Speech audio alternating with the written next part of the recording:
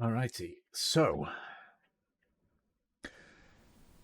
our band of adventurers, the Talaria, are currently making their way to the pirate city of Mari Libere. You had initially been able to acquire a ship and a crew of the Algos in Port Honor, and though you had a tiny setback with Aki, one of your previous party members, leaving, you were able to quickly remedy it with the help of Rurk from the Bulldogs, obtaining another druid by the name of Arvo. With your goodbyes made and your journey set, you began to head out from Karmora out into the Veshmir Sea. The first couple of days were more or less getting adjusted or readjusted to life on the open sea, but it wasn't completely uneventful. Early on, you were set upon by a group of marrow creatures who attempted to abduct a few of your crewmates, but through hardy fighting, you were able to drive them off, killing a few of them in the process. As you continued to travel, you were set upon by poor weather or just the gradual progress of the wind and waves. Eventually, reaching the open sea, Arjun decided to take up some fishing, and though initially unsuccessful, with Mev joining him alongside it, you had caught a catch which you weren't aware of until said catch decided that it wanted to come for revenge. A giant shark in particular. Thankfully, you're aboard a ship with cannons, and though many of the shots had missed, you were successfully able to send a salvo at the shark, killing it. Quickly, you had acquired several meat and teeth from its rapidly sinking corpse. And as you watched as the carcass slipped beneath the waves, I believe that is where we left off. Unless I'm mispacing things. Um,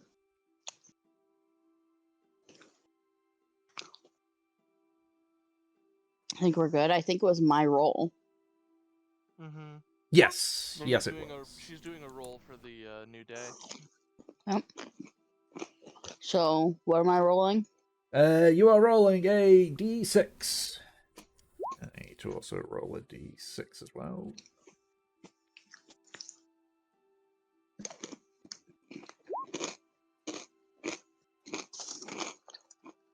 Right there it is.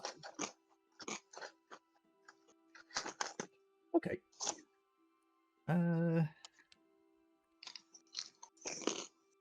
Why can I not find my... Can someone roll a d8 for me? Alright. 8? Yeah, d8. Okie dokie. That's a 4. 3. Peach beat you to it. Yeah. Peach, fucking god damn it, Peach. Fuck. So. Yeah? Yeah, you want to go? Okay, yeah, go ahead. As you continue sailing, I'm thinking this through because we know what I'm like when I make the mistake. You continue sailing westward. Yeah, westward. Yes, that's right. Look, Yeah. how many times have I made this mistake? I had to We're currently pause. going slightly northwest. That is the direction that we're headed in. Thank you. You're heading slightly in a northwesterly direction. As you do, you watch as the sails go slack and begin to press against the mast. A easterly wind has picked up. Fuck. Alright.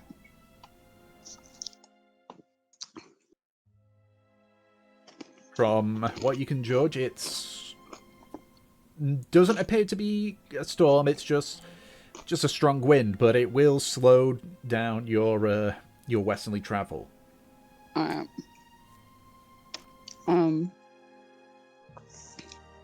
That's the case in this time. One, I have been meditating on my off time, like Olivia told me to do.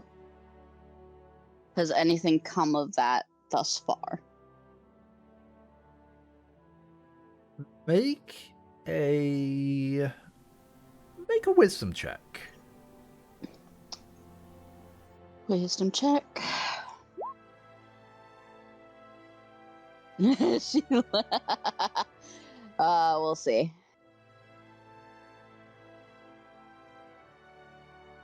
So for the meditation, it's specifically like for your magical power and such, yeah? Yeah, because I'm supposed to figure out, like, where it's coming from, how much of it is there, how to control it. Yeah, It's a milestone. okay. 15. I'm basically, from what it sounds like, she wants me to kind of, like, pseudo dip down into myself, Mm-hmm. which is a scary thought. Yeah. So the 15. It's a slow process, but throughout the days that you've been going through, you, at the very least, with a relative degree of confidence, can sort of find that energy, that magical energy within you. Because as soon as well, this meditation it's been doing like every single day, whenever there's not been anything keeping you busy. Yeah. I would say probably, like, before she goes to rest at night Yeah. So basically, is when she does it. yeah. So basically, it's the past 12 or so days. Yeah. Mm-hmm. So yeah, based on that, you can, with a relative amount of confidence, reach out to this magical energy. Okay. What does it look like? What does it feel like? Since I'm going into, like, myself, and I know how complicated that is, what is that experience? So it's not a visual experience. It essentially, as you initially begin the meditation and you find the like there's essentially this magical moat. It's almost like your hand is wrapping around something that's vibrating, but is also almost water filled, like a vibrating sort of liquidy feel. It's not. So it's not solid. It's very malleable. Yeah, It's very yeah, flowy. yeah. It's essentially it's vibrating goo, almost, to give a real world example. Is it is it hot? Is it cold? It's the same temperature as yourself, but you can sort of, as you get close to it, as you try to find it, you can sort of feel like almost like waves coming off of it for the vibration. Okay.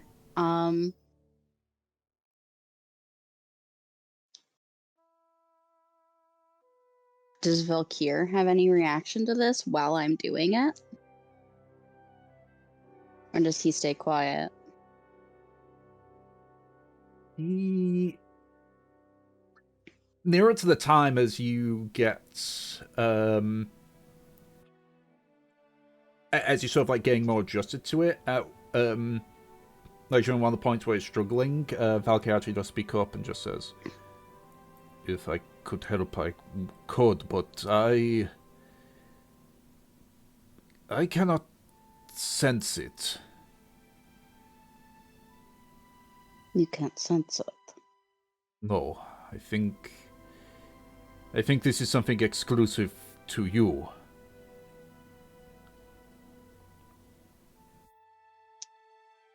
I imagine Mev's like sitting on her bed, her eyes are closed, and she just opens them up. Nothing is exclusive to me, to either of us.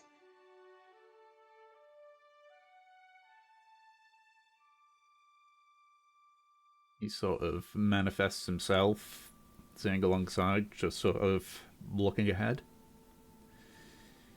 I'm not too sure about that one. I do not have this magical prowess you do.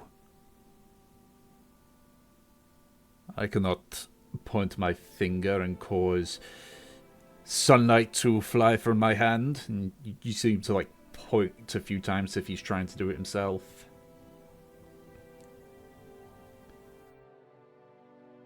We've never tried. She looks him over.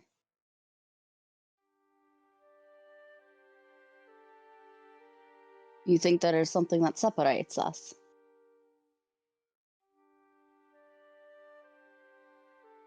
Not necessarily.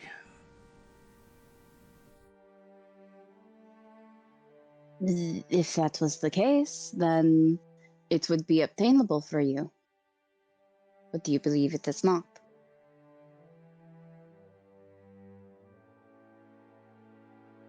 So which is it, Valkyr?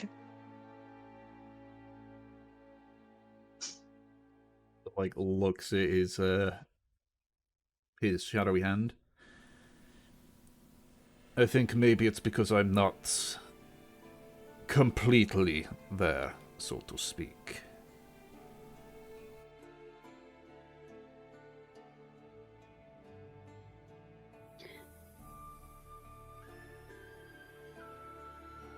Do you think that would change if what happened with the blood elemental were to happen again?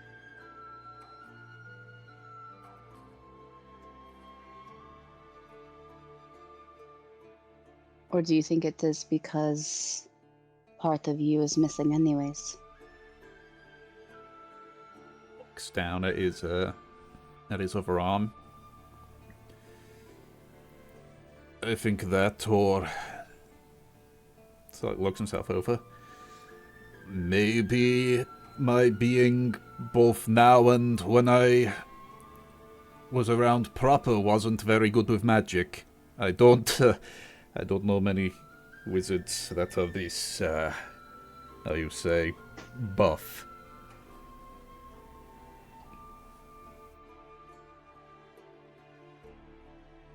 I wouldn't call myself a wizard. I'm not exactly sure of what I am.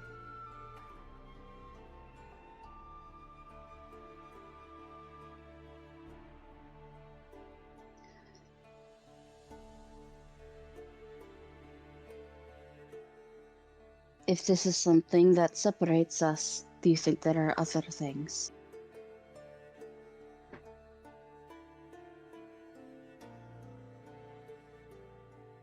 There is always a chance, but the amount that we have found so far is very few and far between. Maybe it isn't a separation, and it's just, as I say, maybe I just cannot sense it.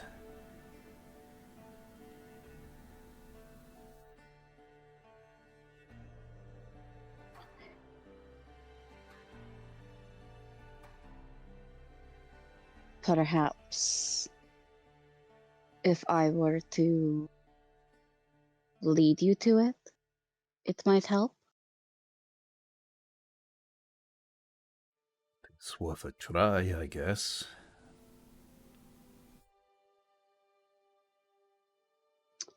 Mav closes her eyes again.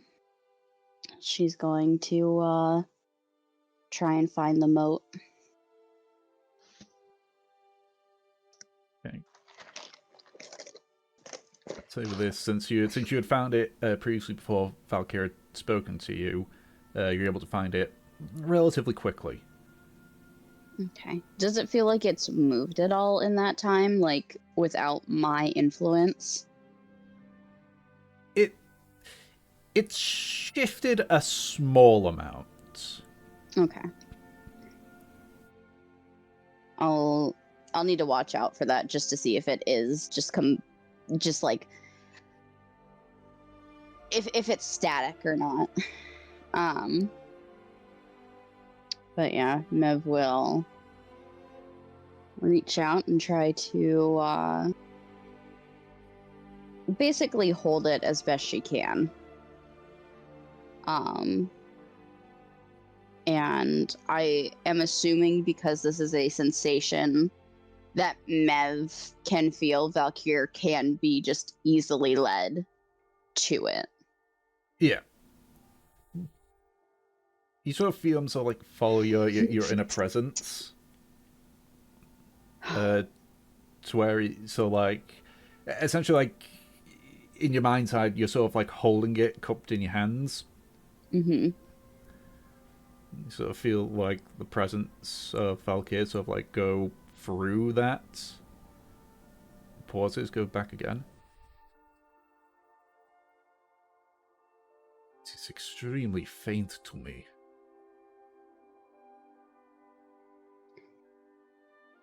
What if I let it go? Will it stay faint or disappear? So try and see. She lets go. He sort of remains. Feel it moving very slow, and it's gone. And I found it again, just by following the direction it was going in. So I can find it, but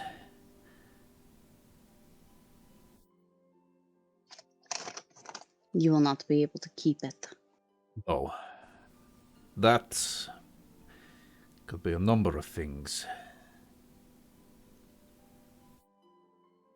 I'm more of the opinion that it might just be that I wasn't so magically adept in my youth as you were. When was I magically adept? In You heard Olivia, magic appears randomly for some people.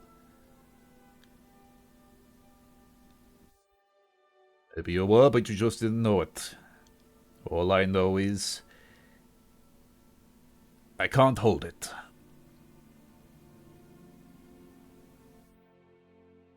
But I can, with help, at least find it.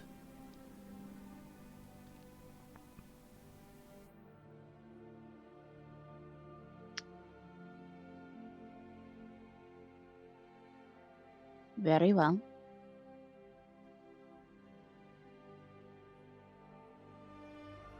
She...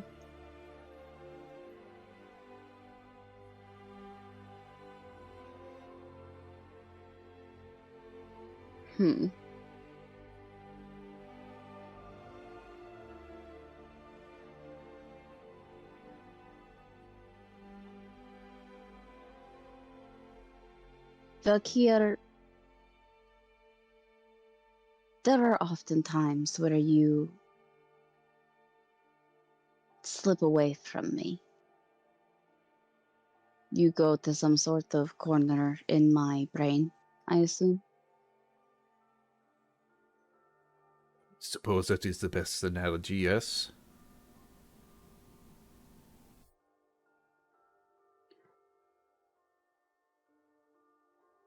I've never tried to push you away, though.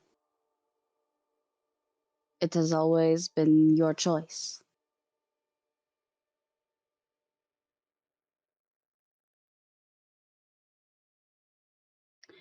This is something that separates us. I would like to see what other differences we have. If I can even do the same thing that you do.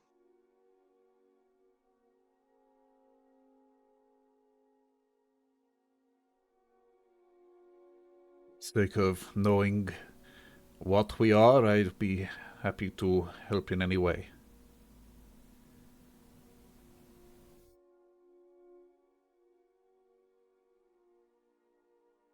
Do you mind if I make an attempt now to... I suppose the best word is block you for a time? Go ahead. Alright. Mav, there is like the shield or the wall that she puts on herself when she's in other people's heads. Mm-hmm. She wants to try and do that with Valkyr. Yeah, send him to the Shadow Realm for like a minute. Make another wisdom check. Okay. 3. Rough. That's not a milestone. Make a wisdom saving throw. Oh god. Is that affected by my situation? Or is it just a wisdom save? Just a straight wisdom save. Okay. 10. Okay. It's a milestone. So you just sit there and focus. You almost imagine like Valkyr just standing, almost like in an empty void, and then you imagine the shield that you pop around yourself, sort of enveloping Valkyr. And it starts to progress. It gets up to about his knees. And then you start hearing the whisperings from everyone in the ship. You sort of like wince and essentially dispel the image in your head. And though a few whispers do get through initially, you are able to sort of force the mental shield back on yourself. Fuck. I can't do anything here. It was a good attempt. It was a terrible attempt. It was also your first attempt.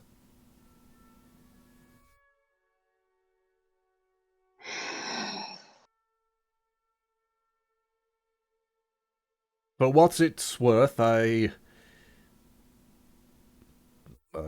felt they were being squeezed together a bit.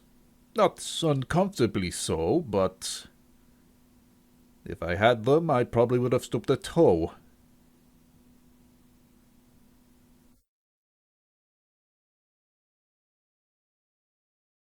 We're done, Valkyr.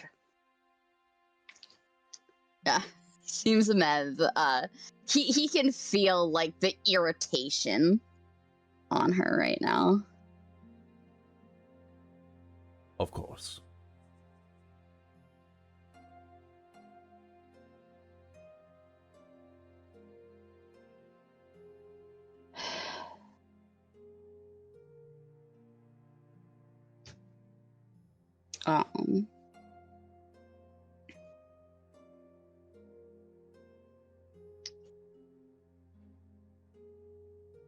Does it feel like Valkyr just kind of leaves her sight or actually goes? You can get a hint of him still around. Yeah. Alright. So, you sort of get an inkling that he's just keeping an eye on you at this point, after that attempt.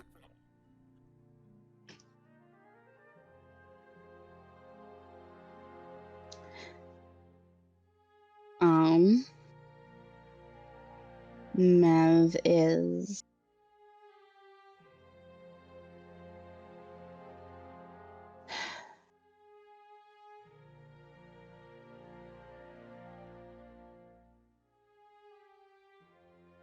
I think at that point, that day, Mev's just gonna try to sleep. Okie dokie.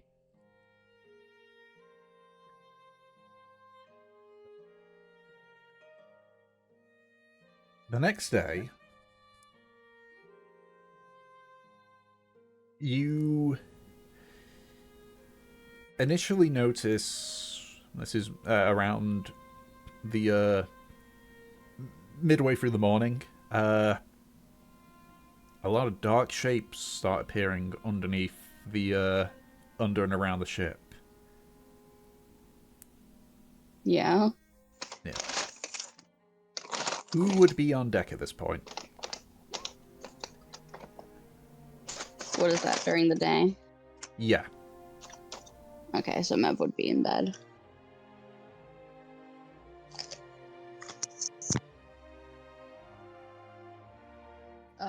Havelock would probably be above deck right now. Okay. What about Arjun or Kindling? Kindling won't be? Arjun. Arjun is still doing a lot of legwork upstairs. He's still doing like, because of the fact that it's windy, he's probably like the one who actually brought the sails down so that we wouldn't be like dragging. And he's also just like getting all the rigging kind of like tied up and turning the masts and everything. Okay. Go ahead and both of you make a perception check. For Spep.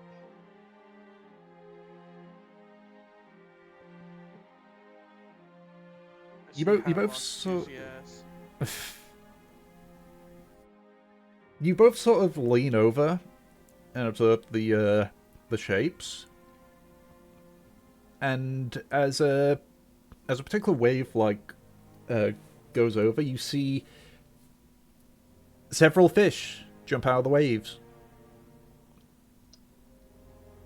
It What kind of appears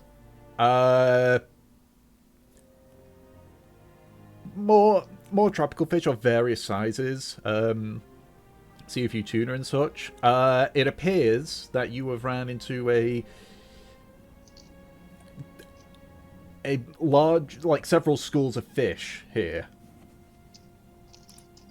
Arjun goes fucking straight, like he's looking for a net. He needs a net. He needs a net right now. Havelock will take out one of the nets that Mev had given him. I have net. Come here, we're gonna. And then he just like. You should have 2 nets. Yeah. Fucking, I'm bringing out 2 nets. Seeing Havelock with the nets, Arjun immediately goes to. Does Havelock even know how to fish? I imagine he would. Yes. We're gonna catch fish. We're gonna get some fish with the nets. We're gonna trawl, boys. Listen, Havelock is just slightly better at going into the water to get the fish himself. But he can fish. Well, ironically, using a net is a lot more useful from above the water than in the water.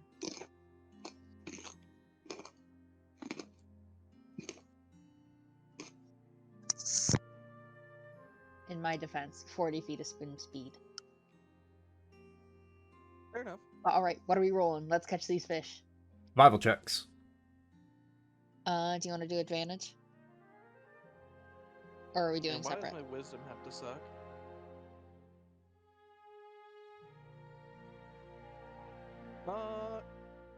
I'll give you advantage. Alright, Havelock, don't fail me now. Havelock. Damn it, Havelock. Havelock, you had one job. Okay. So, roll 2d4 for me.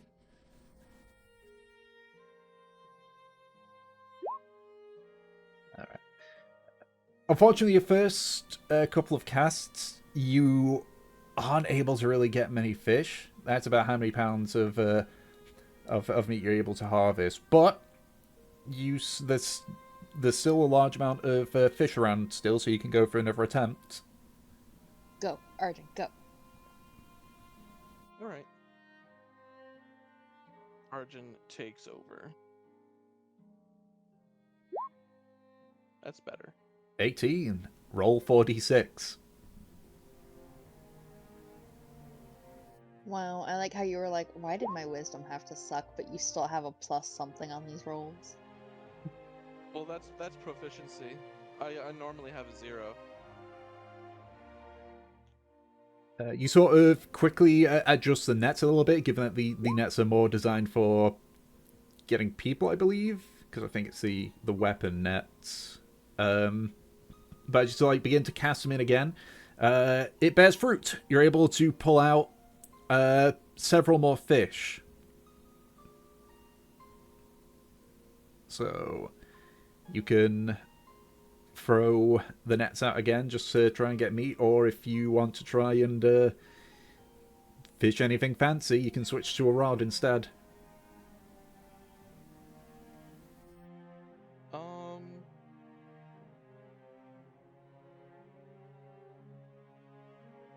What's Havelock doing? What's he look like? He is muttering to himself, listing off different fish-based meals that they could make. The boy is thinking. All right. Well, on the basis of bulk being what the team needs, I think Arjun's just gonna keep going with the net. Okie dokie. Go ahead and throw the net out. Oh, wow. I did the math wrong there, but it's fine because I'll just do the multiplication stuff later. Roll 8d6 for me.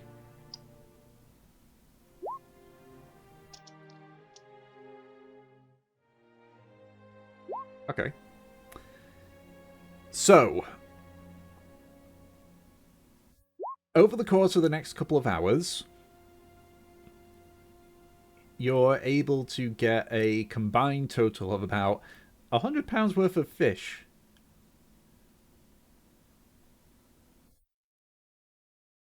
Let me just remath that. Yeah. In around, oh no, £110 of fish from netting. With the net. Fucking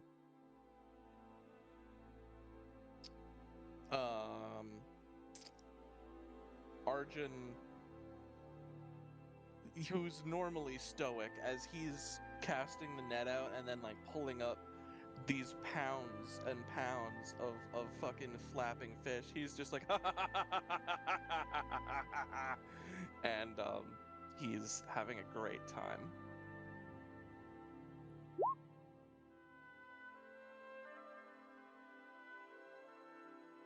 Alrighty. So, eventually the schools of fish either dip further beneath the sea or simply move away from the ship itself to the point where fishing with a net is no longer possible. Yep. He'll leave it at that for now. He's got a lot of cleaning to do. Cleaning and like, he's probably gonna set up a room so that he can like, I know that he's probably gonna set up fish flakes. I don't know if you guys know what those are, but he can probably set up one of those on deck for when it's not windy. Yeah. So the majority of the fish goes down to the ship's cook to gut and dry so that they last a while. Mm. But yeah, it's you got a sizable fishing haul. Thank you for this, Havelock. He gives the net back to Havelock. Don't thank me, it's Mev that gave us the nets. But we have so much fucking fish. Oh my god. Next time I see her, I'll let her know.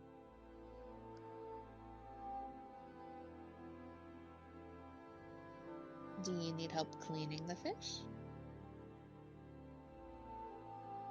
The cook is busy with it, but I'm not doing anything else, so I'll probably help a little bit with that. You're welcome to join me.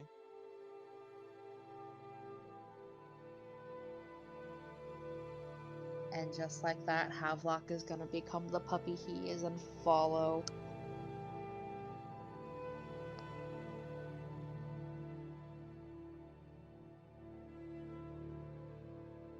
Alrighty. So,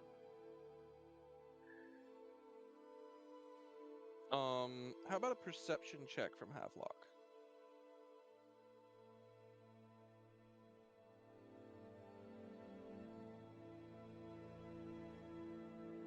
He has a 15. 1 second, let me pull this up again.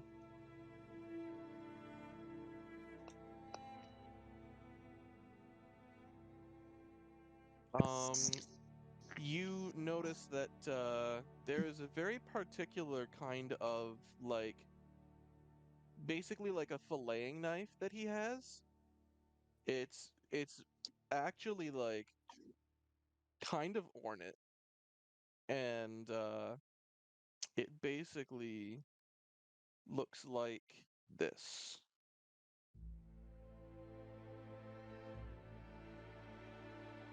It's in squared box. Ooh.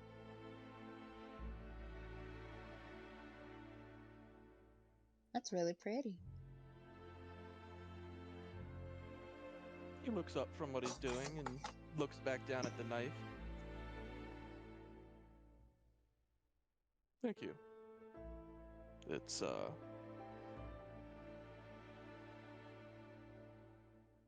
was a gift from a long time ago.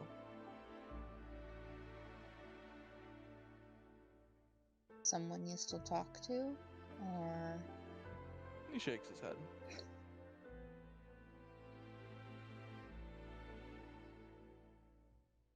Next awkward question. Dead or alive?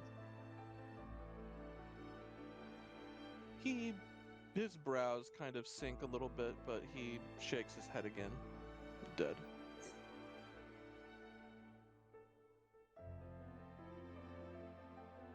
I have something like that too. And Havelock takes out the famous repaired eye patch and puts it back on.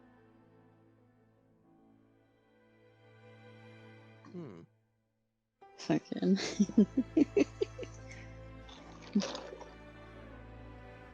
That looks good on you.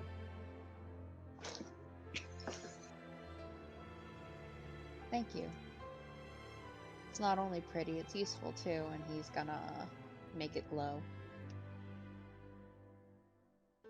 It makes like a like the not bad grimace, like the Obama grimace. Yeah. Yeah.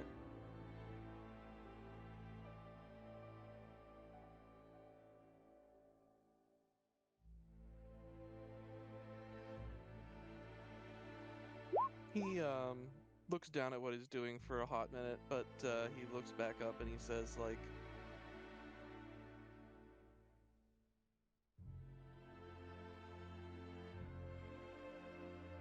I find it a little strange that you need an eye patch.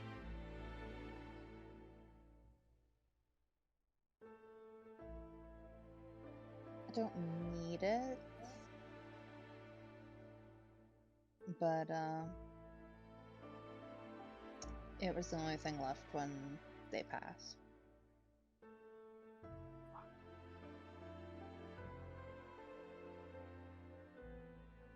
I understand that.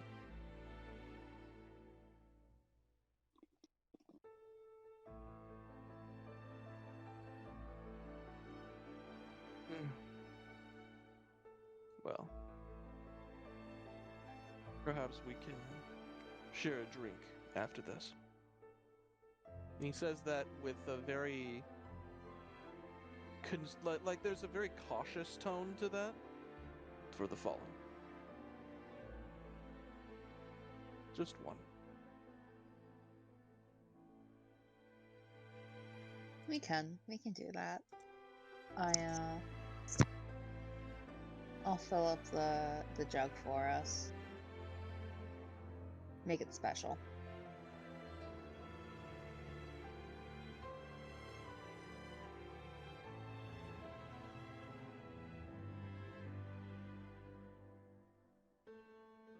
And he continues to work. Arjun will continue as well.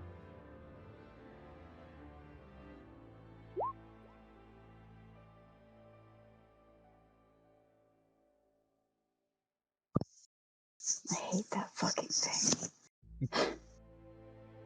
Never fucking say that again. Fuck's sake, fucking mayonnaise. Alright, Jesus. Killing, do you have anything?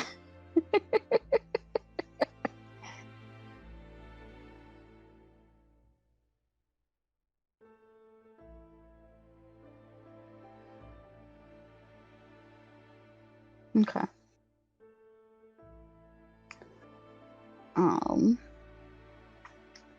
If that's the case, I imagine Mev gets up that evening and sees the, like, fuck ton of fish. Will they even be done by the time she gets up? That's like 100 pounds. Yeah, probably not. She comes up. I imagine it's just a mess of, fucking descaled and not yet descaled fish. Just a disaster. Yeah, the Kaproff is just sort of sitting in the chair a little bit, just taking a breather. Arjun is very proficient with this. Mhm. Very meticulous about it, and he is very organized. Okay. So it's a lot, but it's clean. Yeah. That neat freakness is back.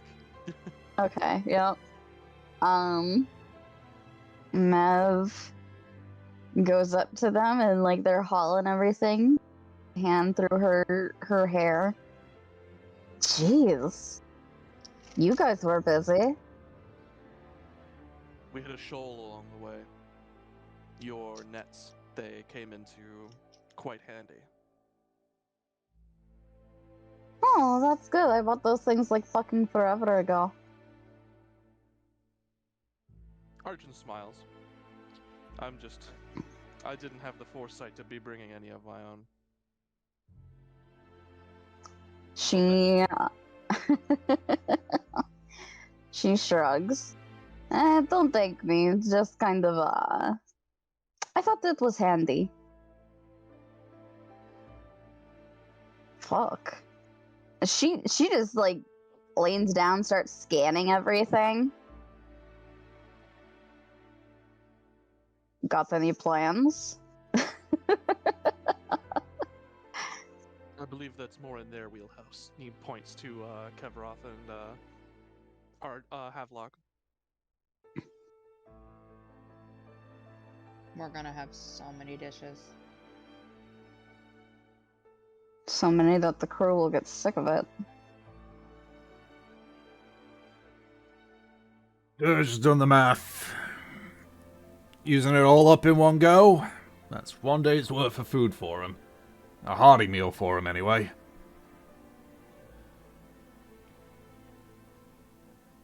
And we have shark Yeah. meat, too. Yeah, we have a lot shark going meat.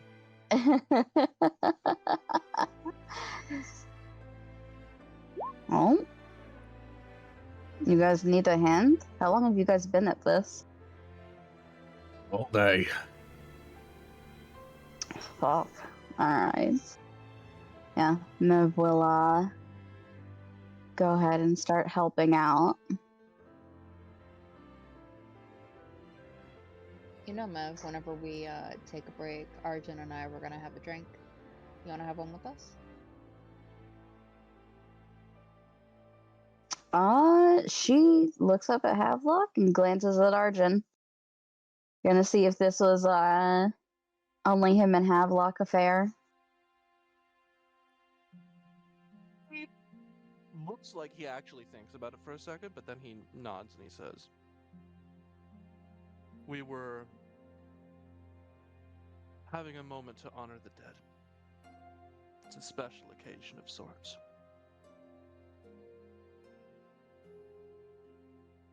Is it rude if I ask who died? Arjun holds up his filleting knife, and he basically does some fancy shit with it.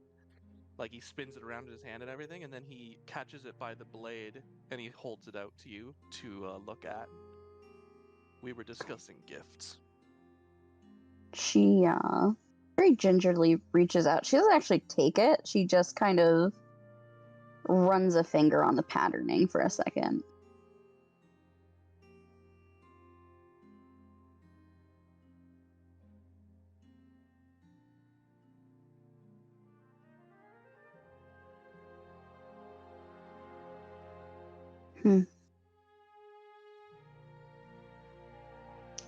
I suppose that does not answer if I'm invited, though.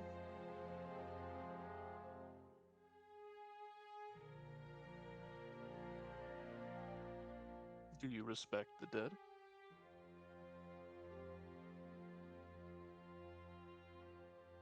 And you're Doesn't everyone? No, You'd some be people steal from surprised. the dead. She looks at Havelock. She's eyeing him right now when he says that. I remember when Kindling took money from the dead. Uh-huh. What a day. You see a look of sourness cross Arjun at that statement. I'm kidding.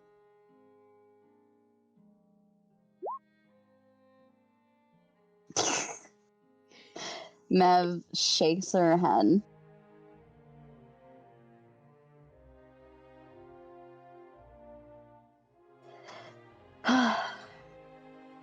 Havelock makes jokes in poor taste. That's true. I see.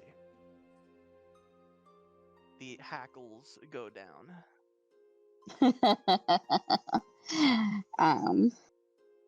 Yeah. Mev actually takes out her own knife and will start working.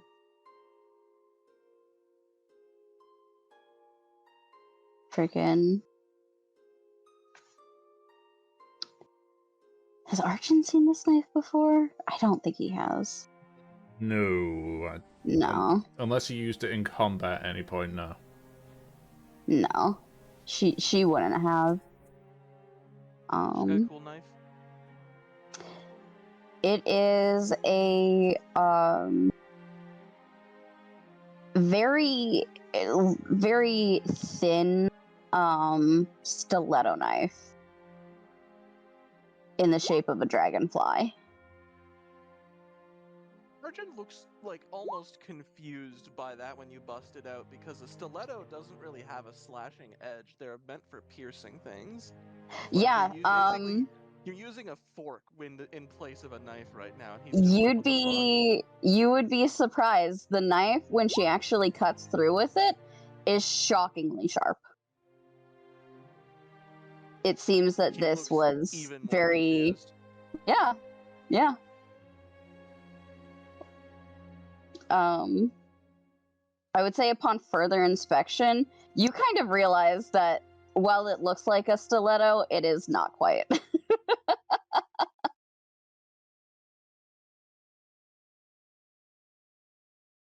Seems like it was specially made. Just like Mev. Oh my god. A siren, a deceiver, Oh my god. Cheshire cat, Yes. a chameleon. The knife is meant to deceive you. Mm-hmm. Fucking. Oh, Arjun leaves it at that. He's not gonna ask any questions. He's already seeing what he's seeing.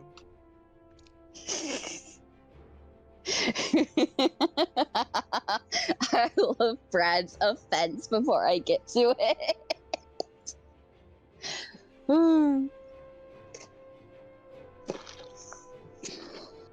Fucking so funny.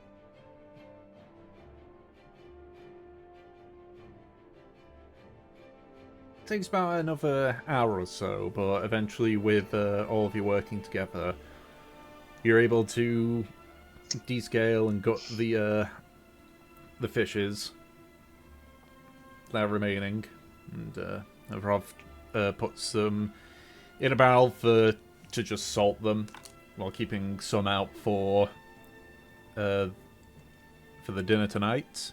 Mm-hmm. He's just like, thanks.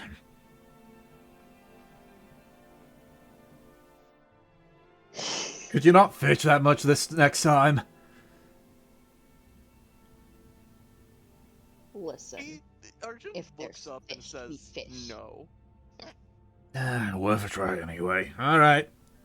I'll get out. Let me do my work. Is the sky darkening at this point? Yes. Alright. As a case, Mev looks at Arjun and Havelock. I suppose you'll want the cleanup first. Arjun nods. He actually gestures for the two of them to follow, and he starts heading to the back of the ship. Alright, yeah, she'll follow. Havelock is going to grab Mev's hand before he follows. His Get hand held. that's like gross and covered in blood and guts. Hers is too. I mean, yes, but like, They make a very nice squish. ugh. Mev, her like nose wrinkles in disgust, but she doesn't pull away.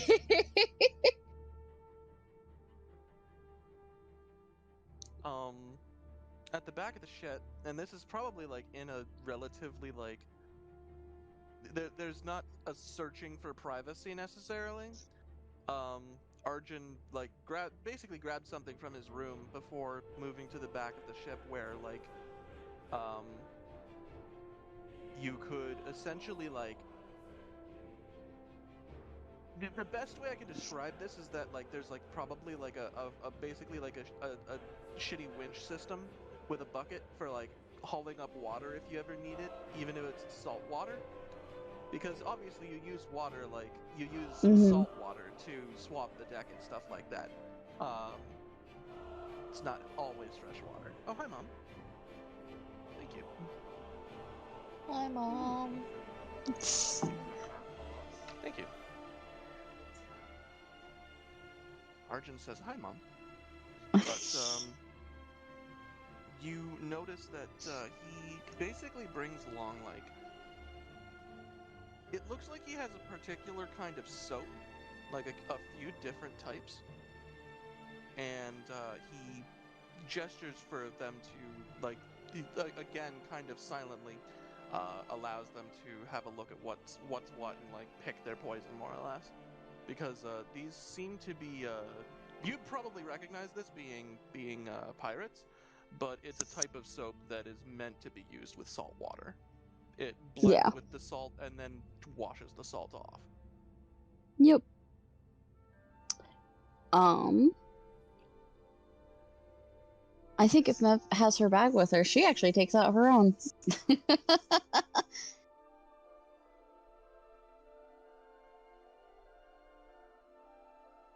Havelock is just going to take one of Arjun's. He usually just steals Mev's. Yeah.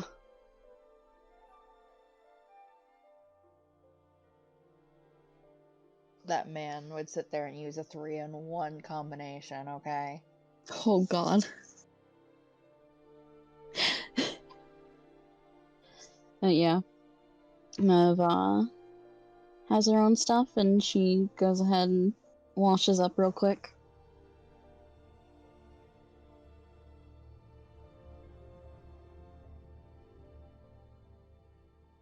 She looks like not necessarily disappointed or anything, but when she has her own stuff, he's just like, okay, I understand. Mm-hmm. You have your own poison, I see. She... When he looks like that, she looks at him, and she just, like, sticks out her tongue, like, just a little bit. Almost, like, teasing him.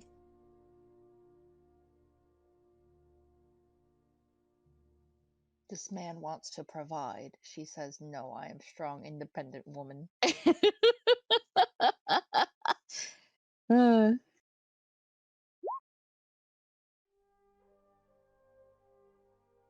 So yeah, we're washing up. Freaking. After they get cleaned up, Havelock is going to grab Arjun's hurt hand, and he's going to start lotioning it.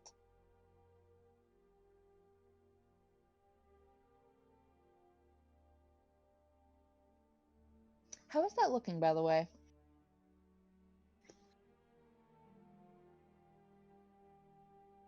I was what looking I about? think that's a question for Tom. Yeah. Yeah, I was about to say, how's what looking? The wound, The his hurt jellyfish hand. sting. Oh, Mev's wrist, you mean? No, Arjun's Arjun's jellyfish wrist. Sorry. sting. Sorry, got background noise here that's distracting me because next to us working on stuff. It's at this point the swelling's gone down a lot. It's no longer red. It's just got like a little bump where the initial barb had stuck in, but looks to be pretty much near the end of its road to recovery.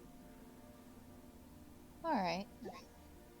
Havelock's gonna give him a little 10 lay on hands. He's gonna turn to Mev, give her a smooch on the forehead, give her a 10 lay on hands.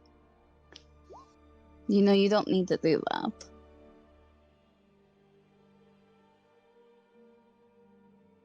So, you don't want my kisses? I see how it is. Not talking about your kisses, I'm talking about your healing.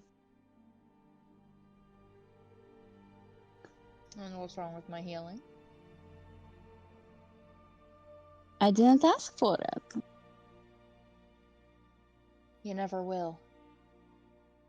And so you get it anyways.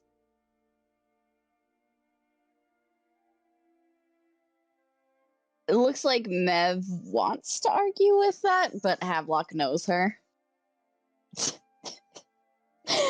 And anything she argues would be a flat out lie, so.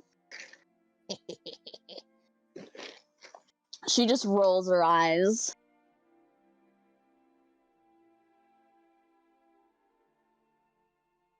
Alright, are you two ready for a special drink? Hmm? I'm really scared by special drink. You just have no faith in me. You're right, I don't. What's in the drink? If anything special about it, I think I take back my accusations. I can promise That was you it meant is to be not salty. invitations.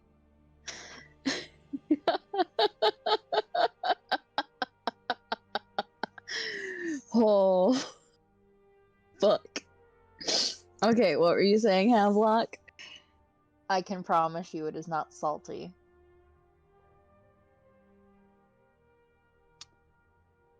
Mev just raises like a brow. Like that cleared up a couple things, but did not clear up everything. Havelock is going to fill up the jug and drink first. Who wants the second drink? Ugh. I'll do it. I don't want you poisoning Arjun. Alright. Mev, when you take a drink, it's straight up honey.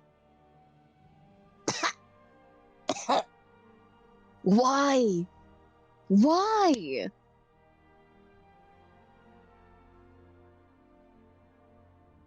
Something sweet for our memories. Arjun?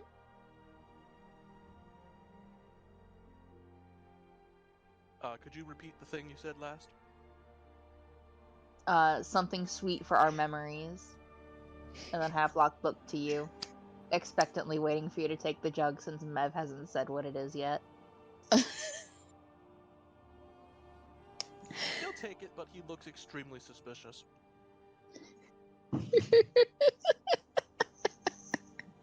When you take a drink, it is straight honey.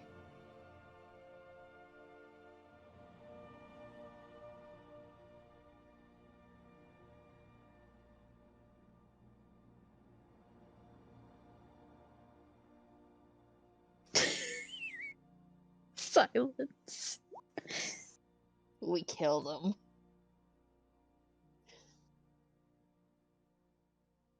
He'll take a pretty generous drink of it. He keeps drinking it?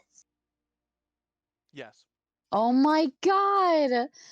Mev, like, because her reaction was that, like, honey's kind of thick. So she was just surprised by how thick it was in comparison to, like, any other liquid. And she just looked at Arjun, who just keeps drinking. Do you have a sweet tooth?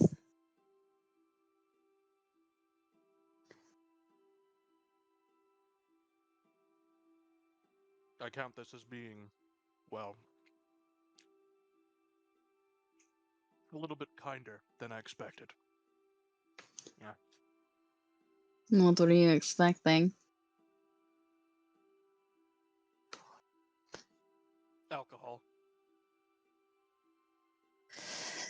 Which is the reason I drank first. I was thinking that Havelock was probably going to show up with wine. My first thought was vinegar. What is wrong with you? We haven't figured out everything yet, but you know a lot. She shakes her head and just leans against the wall.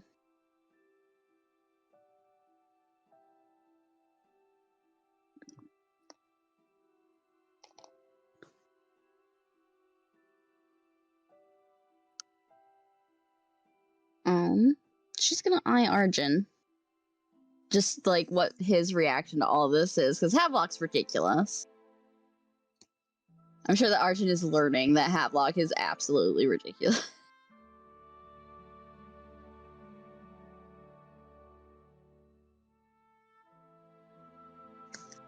Arjun is like,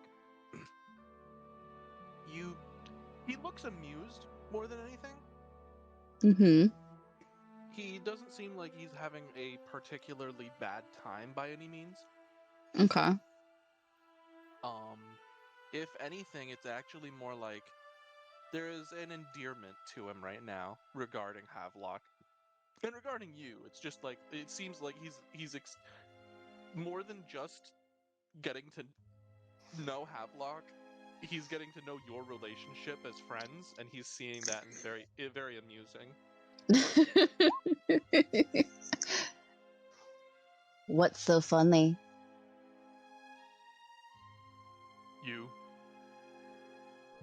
Me? Both of you. What's funny about that?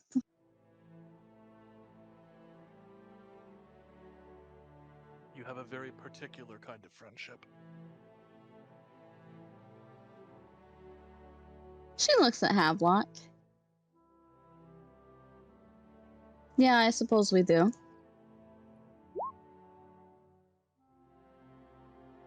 We've known each other for years, you know. Is that so?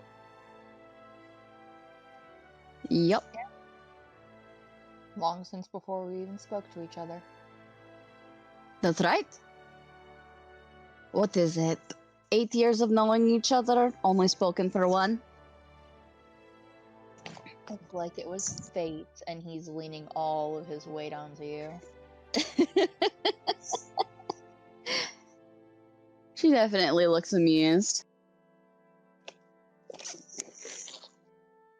He looks curious about that. After a moment, he does ask, You mean 8 years of knowing each other, only 1 year of actual communication? That's right. Are you sure you don't mean you knew of each other? She shakes her head. I suppose of each other might be a little bit more correct, but we grew up knowing things about each other that really no one else would. It's just that, well, we weren't allowed to speak to each other.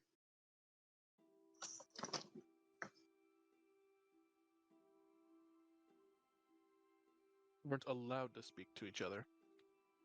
If not,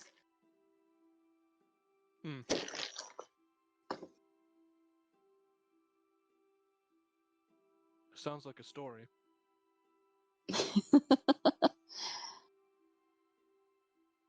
you want to hear it?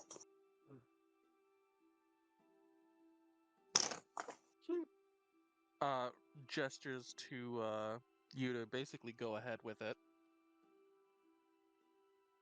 Before Mev begins the story, Havelock's gonna gently pry the gallon of honey that we have in the alchemy jug away from Arjun. Oh my god. Do you want more honey? Is that it? Yes. Oh my gosh.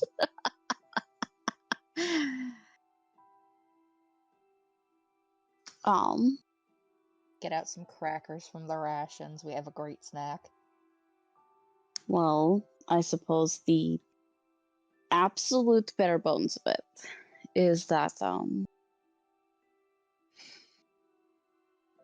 are you familiar with how pirates work? The sort of factions that they're split up in.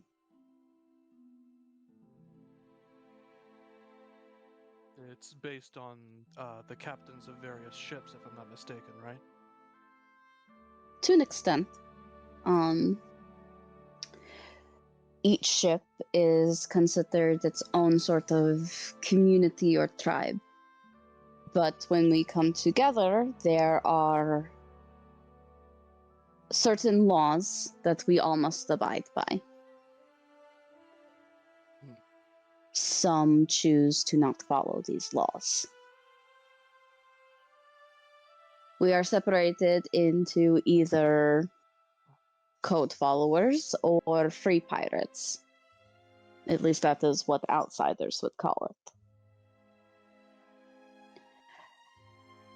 What would you call Havelock. Mev smiles at that.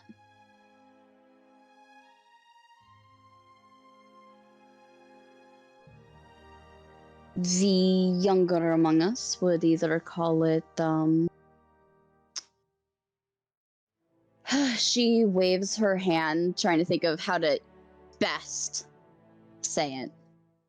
All pirates are Moen, but there are Moens of Mari Libere, and there are Moens of sea. He looks like he understands. I am of Mari Libere, and Havelock is of the sea.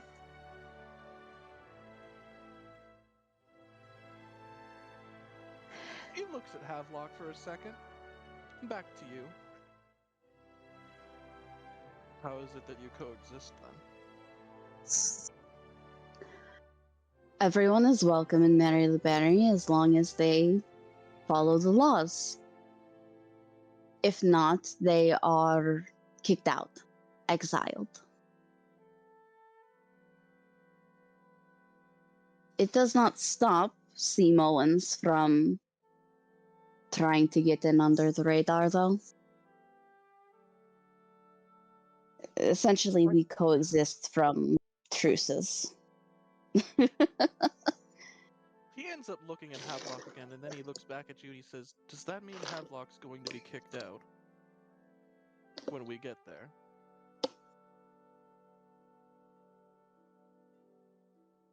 I will hurt you, Kinley. Mev's face scrunches up in displeasure. There is a chance. I am hoping, by the laws of our people, Seamoans are allowed to join us through rehabilitation of sorts. Havelock would be allowed to join if he were to undergo this rehabilitation.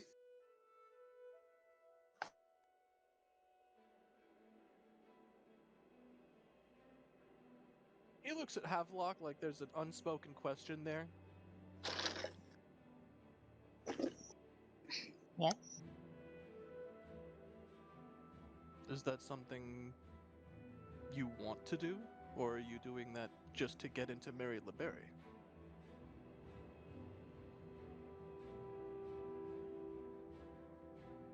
A bit of both.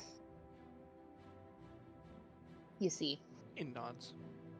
this little one right here, and he throws an arm around Mev's shoulder, yanking her in close. She's stuck with me no matter what. They could try to kick me out. They could even try to kill me. But I'd find a way back to her.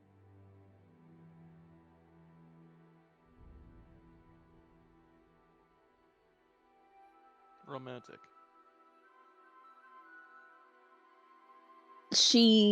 Mev shakes her head a little bit.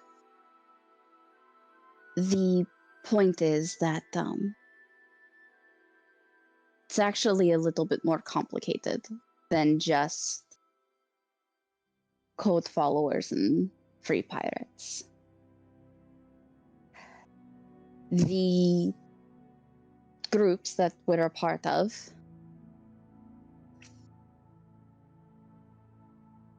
I am a nymph and Havelock is a ruby. We are complete polar opposites, enemies. Our captains, our parents, loathe each other.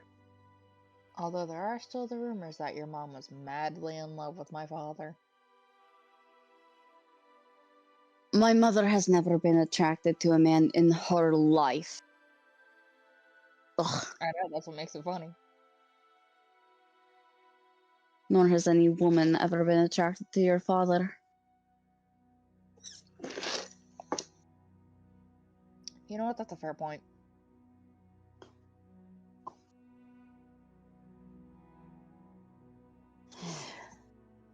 So, outside of our opposing factions, our people personally fucking hate each other. Whenever Havelock was in Mari Libere, when I was in Mari Libere at the same time, we would run in the same circles. A younger generation of Moans that don't adhere to the separation.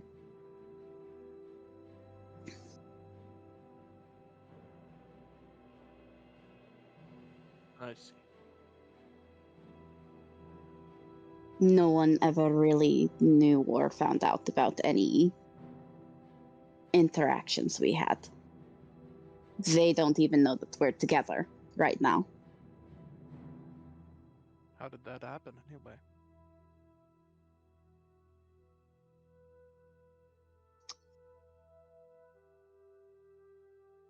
In Port Honor, what is it, 10 months ago now? Almost a year? Mm-hmm.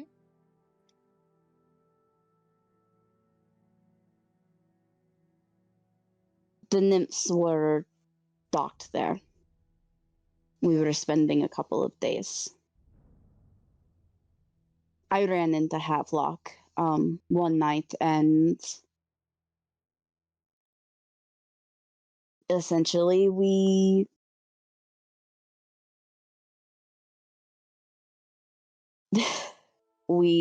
spent the night together, basically dancing through the town, and hopped on the ship the next morning. I spirited her away in a bar fight.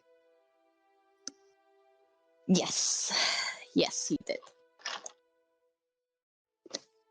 We've been traveling Karmora ever since together. And now we're headed home.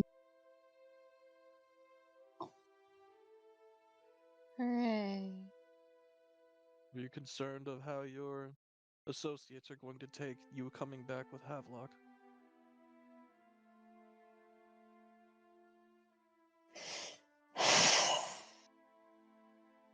Depends on what I can get out before they make their own assumptions. I am concerned. Yes.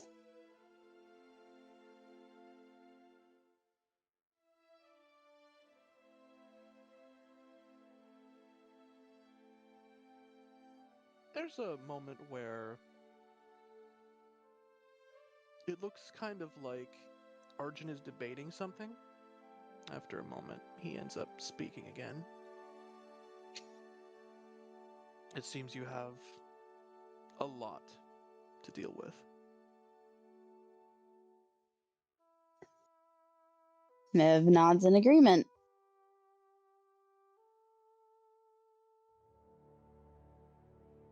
Truth be told, I was actually going to ask you for a favor. But I think now, not so much.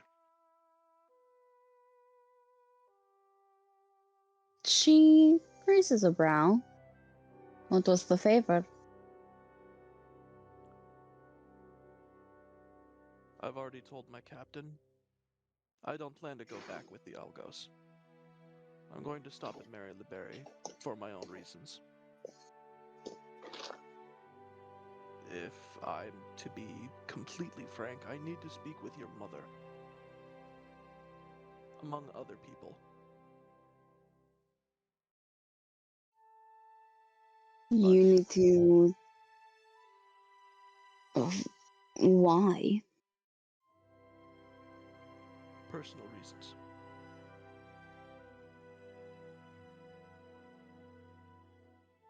If you want to do that, personal reasons aren't necessarily going to cut it in Mari Libere.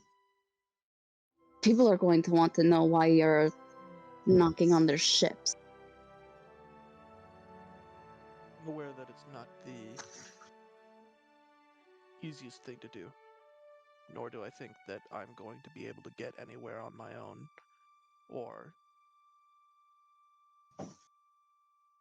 without quite a bit of garnering of trust. I'm going to be a fish out of water there. But I can make my own way. I always have. It's going to be hard in Mari Libere. We're a particularly close-knit community. We don't really do business with outsiders unless someone else vouches. We could adopt him in as our own. I think he was looking for a voucher. Now, hearing of our situation, he's not sure of our standing. You're standing. We know where mine is. My standing, yes. It's not your standing, it's that I wouldn't want to impose.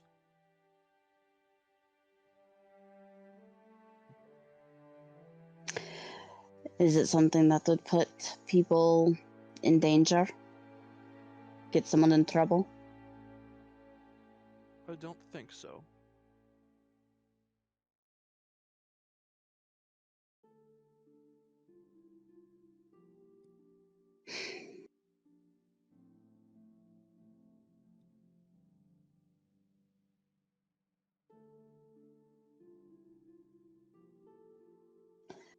looks like Mev is like thinking about this.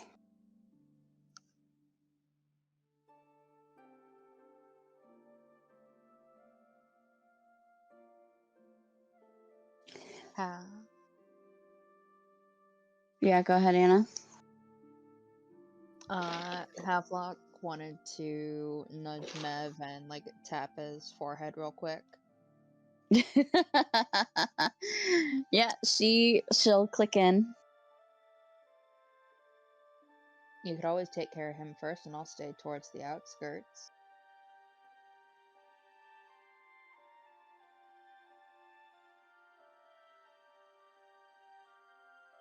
That won't work. They're going to ask where I've been first, then I can't exactly ask for a favor before I tell them everything.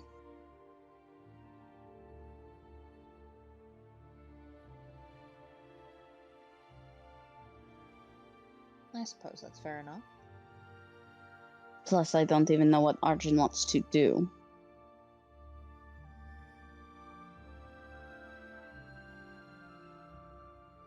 Not exactly inclined to get him some sort of visitation when I'm not even sure what this is about.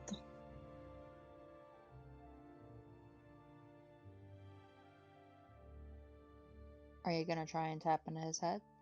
Get a couple of thoughts?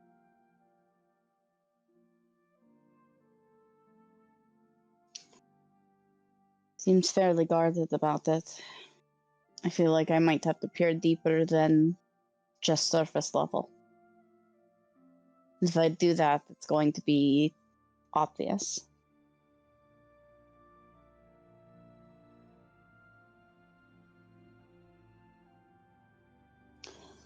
She pulls her attention to Arjun.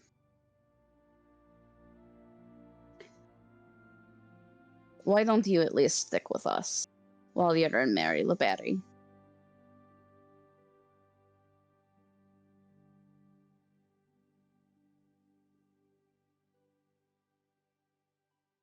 That doesn't impede you in any way. I don't mind. Yeah, she I nods. would thank you for that, actually. Yeah. I mean, I don't think that it would do anything to harm us. You're fairly clever, and I know that you can hold your own.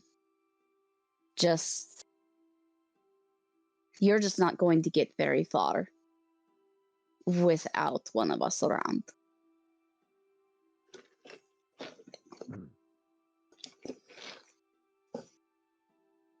I'm in your debt then.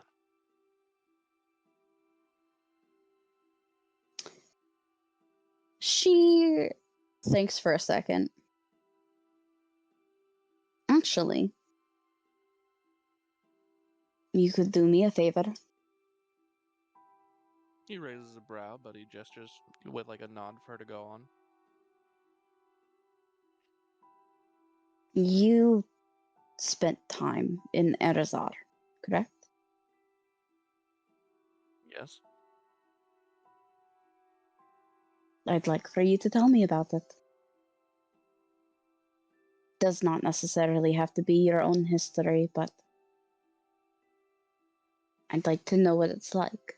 The people there.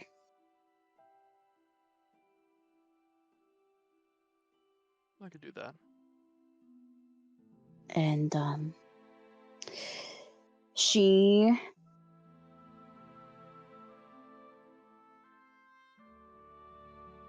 unravels the choker from her neck, holds it out to you. If you can identify this. He'll take it into his hands. What is he looking at exactly? Are you asking him to identify a magic item or what it says?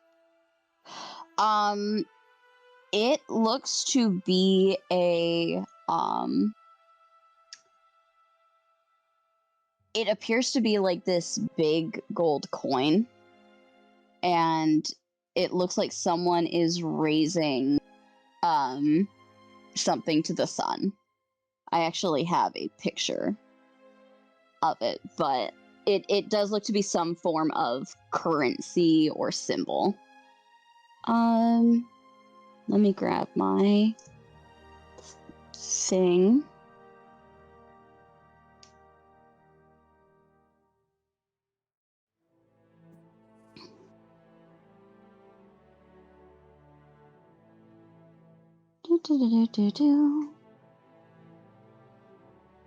Sorry, it's Tom, loading.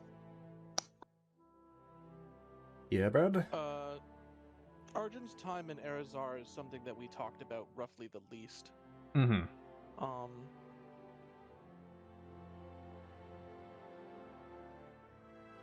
How much would I be able to tell her?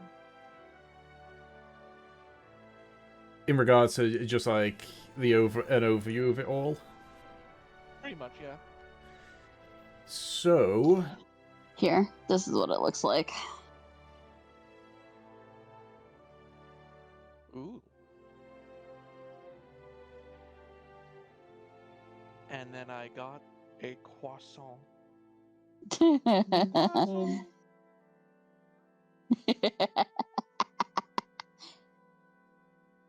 so for the most part, it would depend on which area of the Arizar you spend most of your time in, since the majority of the continent is dominated by the Arizarian desert, or the Arizarian savanna, as they call it, Sahara even. Yeah, tongue twisted. So, would you say you spent more time in the north or the south of Arizar? I guess is the question. Probably the south. The south, okay. The south is considerably more lush compared to the north. Yeah, so there's a lot more greenery in comparison. The northern side. I'm trying to find the world map because it's got a good visual indication of it. Where did I bleeding put it? I'll find it.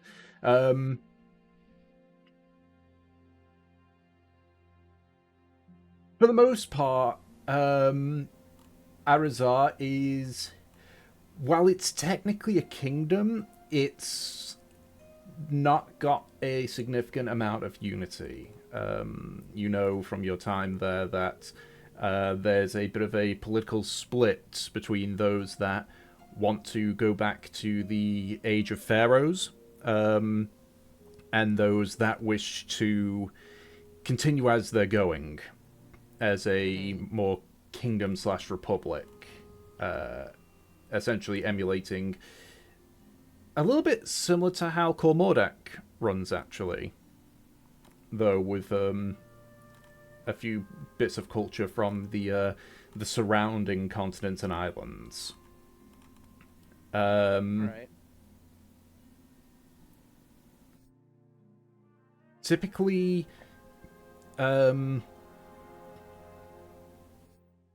trade is done by sea, with the Arizona Sahara cutting off many of the northern areas. In fact, the south, but in comparison to population, the south is significantly. I guess a comparison is, imagine how Australia is with the outback versus the with its cities. It's kind of like that, but replace outback with big fuck off deserts. Fair enough. All right, and do I recognize this gold coin? So, you do, to an extent. These coins have been in circulation among merchants, but they are rare. You do see that they're usually of different qualities, typically related to bronze, silver, and gold. You've heard maybe there's maybe a platinum one here and there, but you've never seen one. When you were trading in Arizar, you did see while still incredibly rare, they were more common in Arizar. Yeah. And in fact, on the cities that are closest to the to the Sahara, is where they were most common. Make a history check for seeing if you can recall like any discussions that might have been had. History +1. Get in there. 9.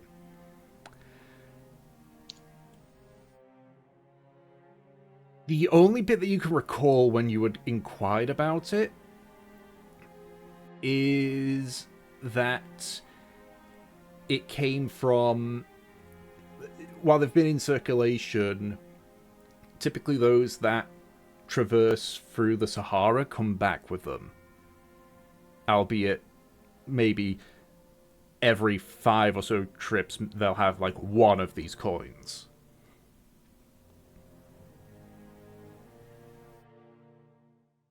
He looks at the choker and he's like inspecting the coin. He looks up at Mev. This coin is something that I only saw once or twice. At least in the form of being gold. There are other types. Copper.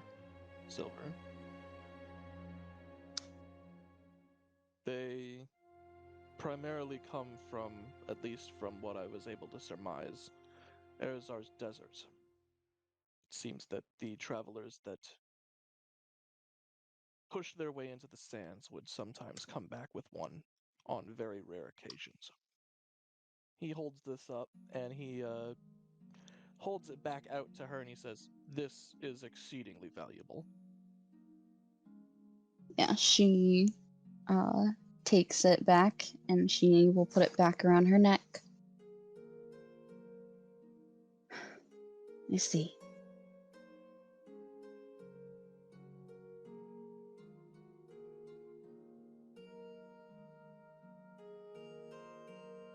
After a It's like moment, there's yeah, it's sinking in for her.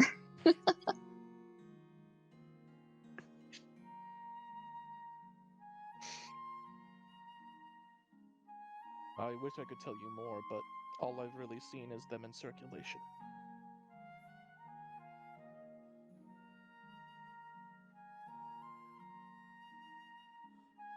Right. Thank you. It well, it gives me a location. She shrugs. That's far away.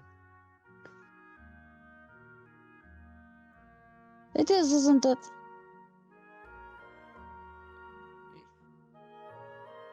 Oh, you're young. You have time. And you're old?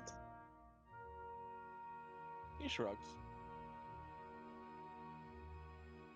I'm not sure Mev said how old she is.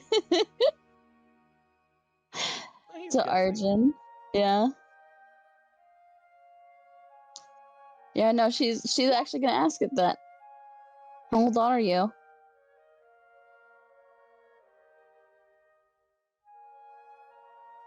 He smirks, starts counting on one hand. Well, you need to count.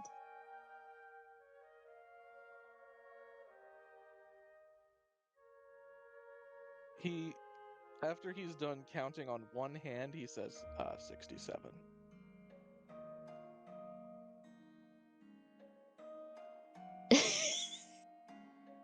No, because I need to actually like ask if he's bullshitting. Fucking.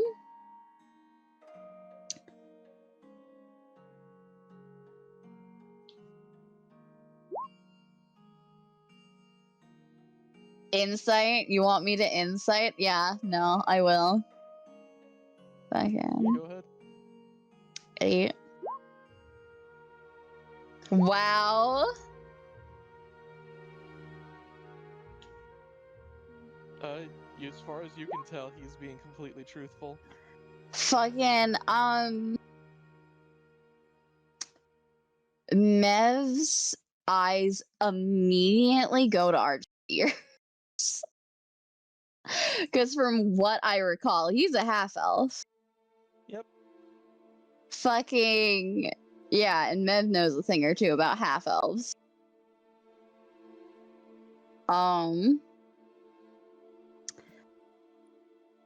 She's just kind of like... Well, you look great for being in your 60s. Why, thank you. I trust you. Surprised you're older than my mom.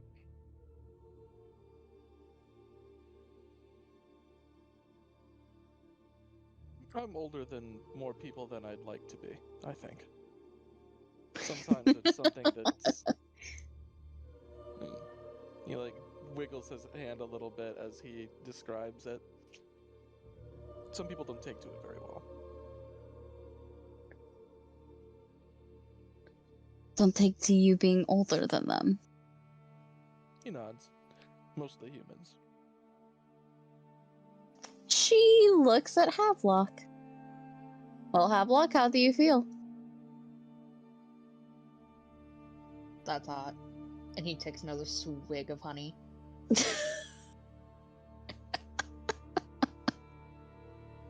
She shrugs. Well, resident human thinks that's hot.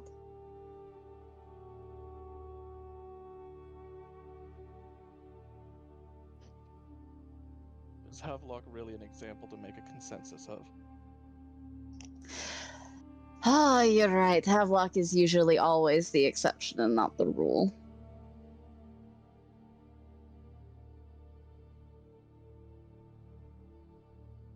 Havelock, please stop drinking that. That is disgusting.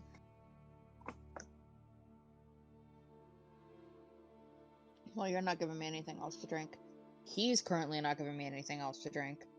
I'm gonna keep drinking this.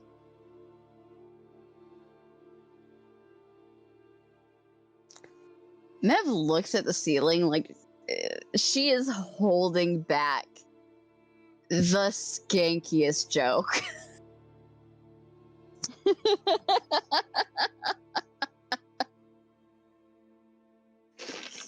Friggin'.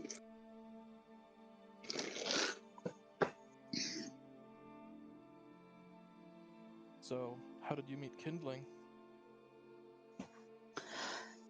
Oh, we met. She thinks about it. What was it? Maybe 6 months ago now? We got shipwrecked. And we washed up, over by Toe. Kind of northeast. We met him when we were looking for a place to stay. He got recruited along with us and a couple of others to... Mev's face instantly sours.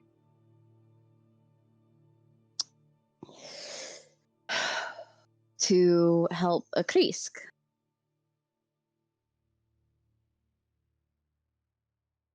Let's see. Yes. Kindling is sweet, though I wouldn't say we know him all too well. He tends to keep to himself a lot of the time.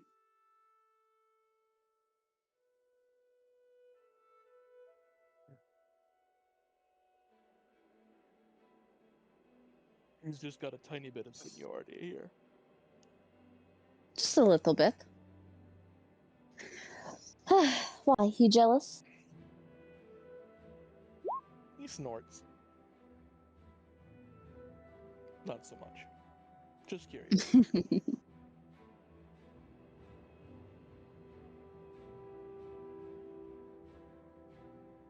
But yeah, we I'd say we actually met just about everyone else in our group that way in tow. It's weird that there's only us now. Suppose that's just kind of how it is, though. I always expected it to just be me and Havelock again eventually. Soon kindling will He trickle shrugs. out, you'll trickle out. Such is life. People come and go. Exactly.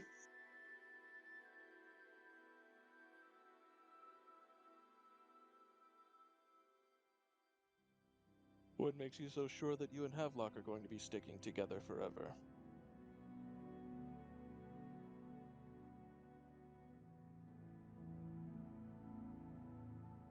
She looks at Havelock.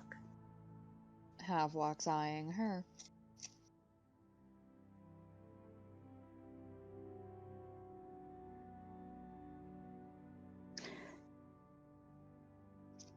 Because I think the only way that Havelock and I would have is in death.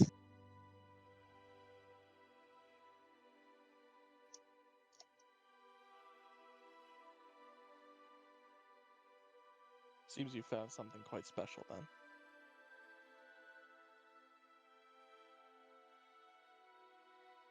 Would you call it that, Havelock? More special than anyone I've ever heard of. And he's gonna lean in and give her a little smooch, a little kiss.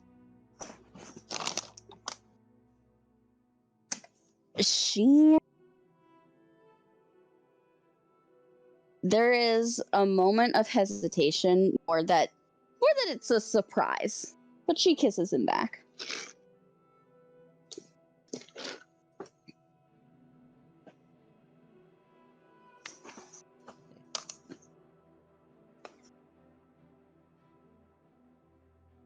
Thank you for the story, and for hearing me out.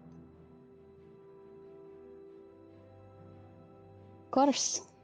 I'm sure that we've all got tons of stories. If you ever want to do this again. I'll be sharing more of my stories from Erazar sometime soon.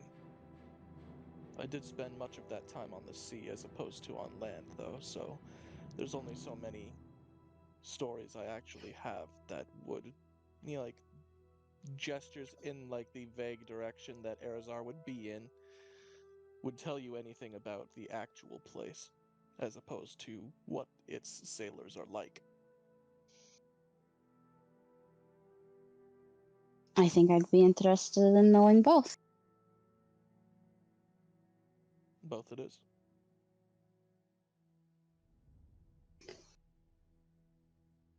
I suppose that means that you'll be departing. I'm sure you have lots to do. These old bones are getting tired. Bed then. He nods. She looks at Havelock. Gonna join him to rest?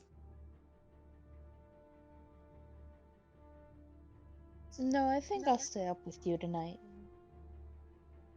You sure? You were up all morning.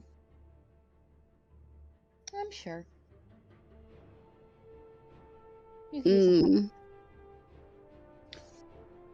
Only for an hour or two. Alright. I make no promises. I will make you. Ooh. You gonna knock me out? You gonna punch me? You think I can't or won't? I mean, you gotta reach my face. Mev scoffs, and she's going to head out.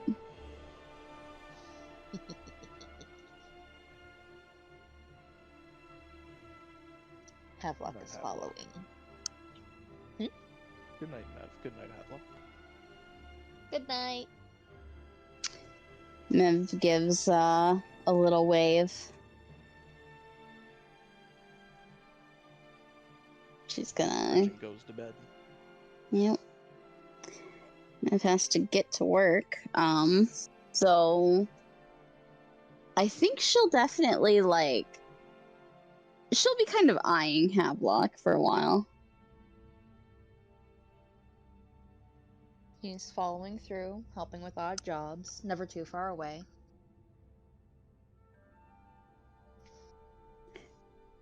Are you okay? Of course. Why do you ask? The end of that conversation got a little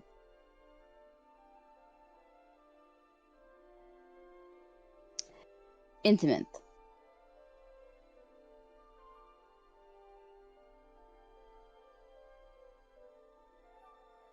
But was it wrong?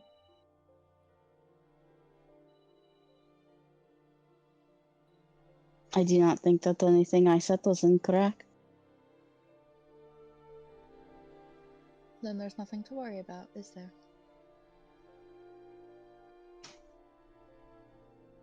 How did you feel about it?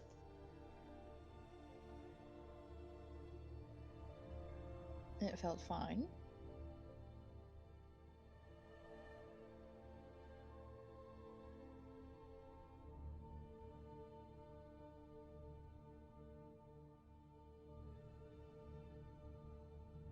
She looks at Havelock, but it seems like she's not going to get what she wants out of this. So she continues with her business. Before she turns away, he's gonna pull her in for a hug and whisper into her ear, "You know I love you. You'll never forget that."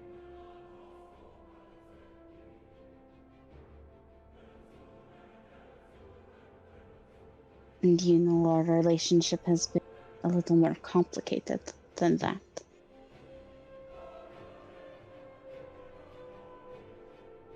I'll never let you forget that you said you love me too.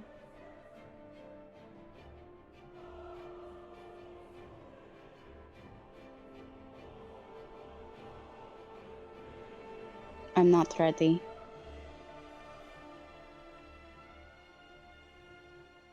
I'll wait this lifetime and the next lifetime and every lifetime after, Mev.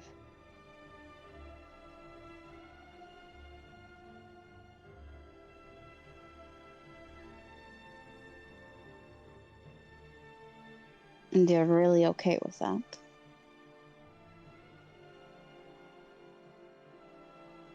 He just nods, holding her a little bit tighter, burying his face in her neck.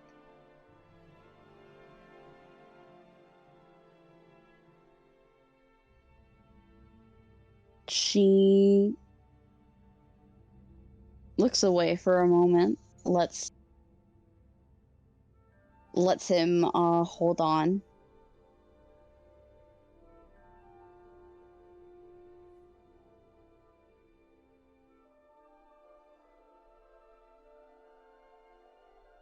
Does he stay quiet? Mm-hmm. I think she will too then. Unless you say anything. He'll eventually let her go. Back to work as he slips away into to go find either Kindling or Arjun to cuddle with for the night. So he does go to bed after that. Yes. Yeah. She will, she'll let him go.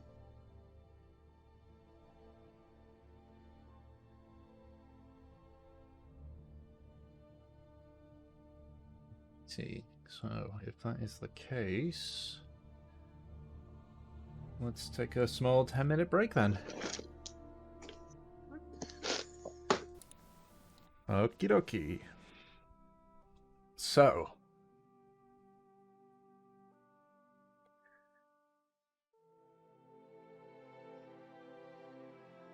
as the night goes on a little bit,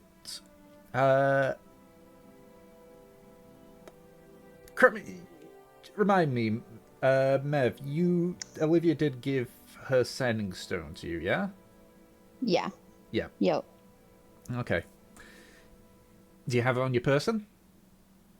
Mev would have that on her person, yeah. Okay. You hear a voice in your head. When do I not? Be so fucking for real. Well, I guess the next sentence isn't going to help. It's a familiar voice. Mm-hmm. Yeah. Mev, it's Fur. How does this... The bulldog's underway. Rising Star's with it. But it's damaged. And some of its cannons are regular ones. I wasn't counting curse. And it goes. Fucking.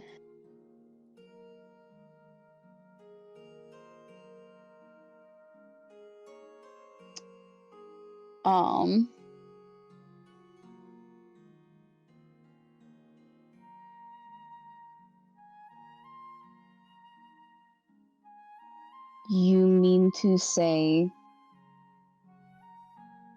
they took the original ship with them? What is everyone's condition? That should be 15 words? Yes. And was the plan a success with the Gearforge? That's 24. Mm-hmm. Yep. That's a pause. And it you hear him, the voice speak up again. This one a different one, but still familiar. Both ship. So just to check on that one. So you were asking, if it's both ships or? Yeah, if the merchants went on their own ship, like they're following behind. Yep. What is everyone's like condition? Like, is everyone okay? And did the plan with the Gearforge work? Yep. Okay. So you hear Kurz speak up on this one. The merchant's in his own ship.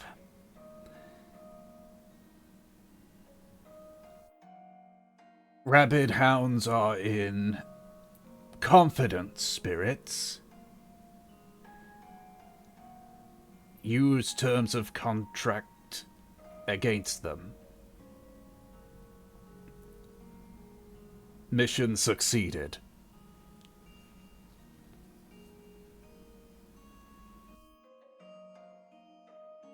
I think that's 25. That's less than 25. That is It was 20 or 25. that was like 17. 17. Okay. I have been counting. Okay. Yep. Okay, so mission success, for the most part, didn't get all the cannons. Okay. And I think without using another sending, like, that's all that we can say. So with this one, because when they send, so if you were sending, right? Okay, so because what I thought you were doing there, because it's been a bit sort of to and from where typically it's like up to 4 messages. You can reply to a sending. Yeah. We can reply up to 4.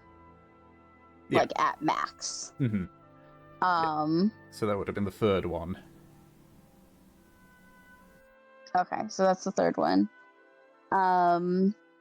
Okay. We have special magic items for it.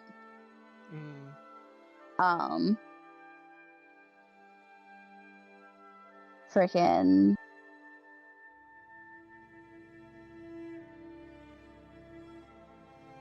So if I don't use it now, it's gonna waste my reply. Yeah. Okay.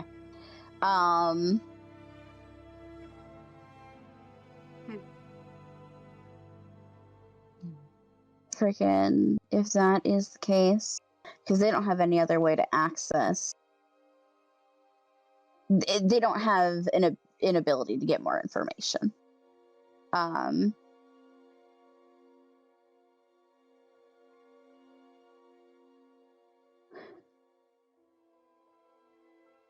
All right. Thank you for the information. Try to update me on the appearance of the ship when you can. Keep me updated on your progress. That's 25. Okay.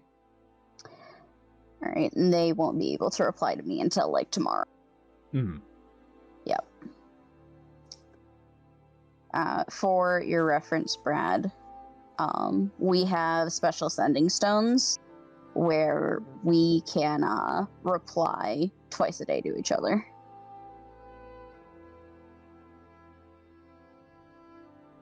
So, all right.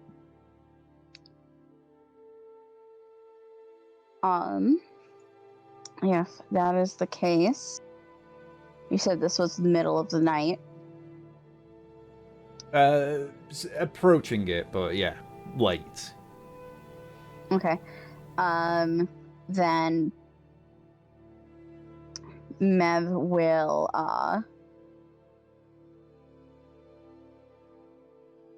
basically wait until morning, and then she call people to like gather up.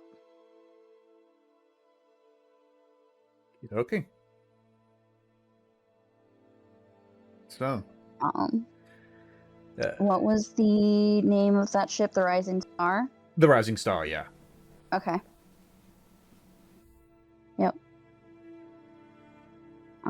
Then yeah, in the morning, Mev basically tells everyone to get their asses on deck. All right, the whole crew. Yep. Arjun, how did you feel to wake up with Havelock cuddling you when you was not there? Oh my god.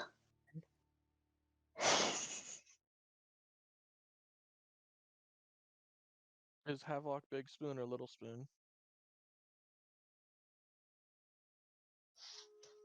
Oh, Little Spoon. Alright. I'm surprised you even had to think about it. We can ask him in the brain space and see what he wants to be for once. Doesn't matter if it's the same every time. We ask. Assuming he wakes up before the announcement, he would probably get up and basically just look out for Havelock for a minute, make sure that he's not like tangled in Havelock's like voluminous hair, and then basically like just go about his usual morning routine of very neatly getting himself dressed and figured out.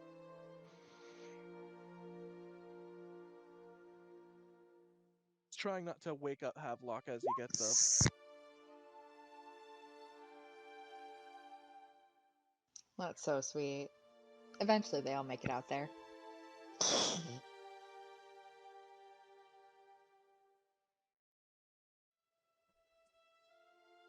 Alright. Kinling, when do you get up?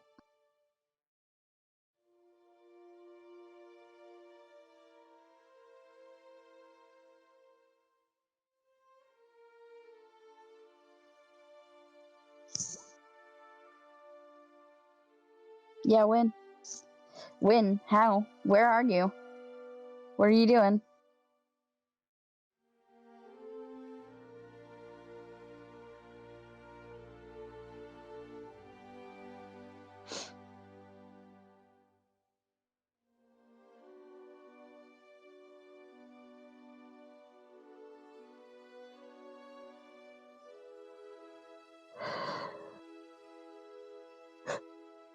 Okay.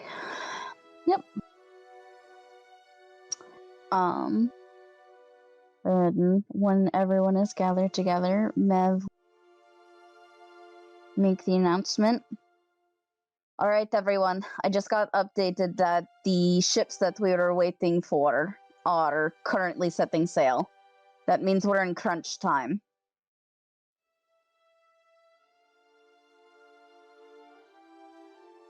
What day is this? Was this day 8 or day 12? This is around day 12. Alright. You have a pretty decent head start. Yeah.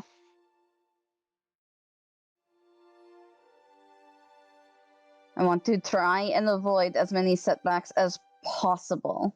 Is there anything that we can do to speed up our course? She actually looks up to the navigators. You see, some of them up just sort of like thinking it over.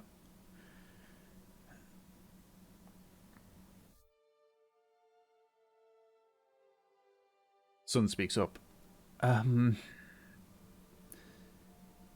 suppose if we can navigate the back of the shield, we could divert course south, essentially go the route that we're intending to use on our return. But that has added risk, doesn't it? Unfortunately, yes. We'd be very hemmed in.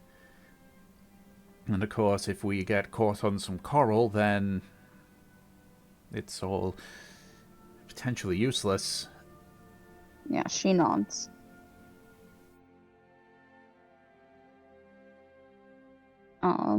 She looks at the sky.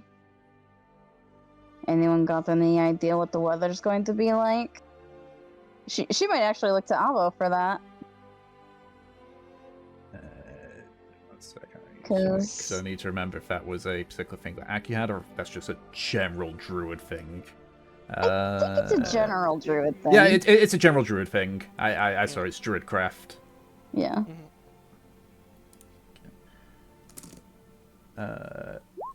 If that is the case, Avo sort You joke, but looks up at the skies here and goes, "Hello." yep. Just sort of like looks up, mutters a few things, just sort of like whistles once. Oh, well.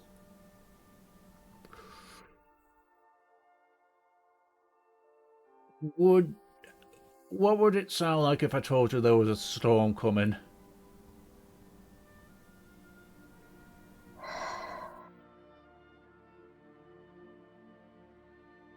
When? What's the trajectory?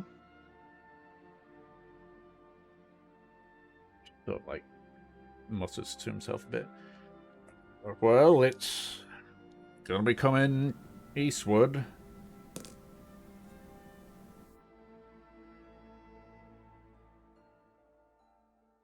She What? stares. Actually, no, not eastward. That's. Oh no, yeah, eastward. I was right. I was right for once. Mm-hmm. Yep. It's gonna be pushed by easterly winds. So on the plus side, we'll go faster. On the bad side, we're gonna be in a storm. East is the opposite of which direction we want to go.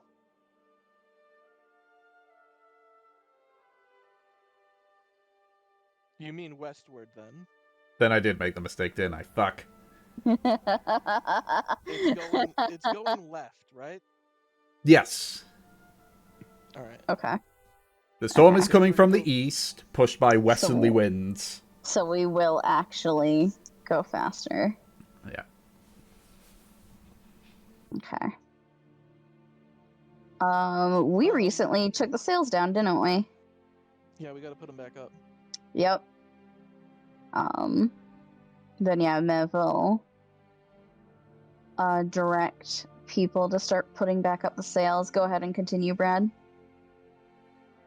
Arjun will look to Mev and say, odd question. Yes. We don't have explosives, do we?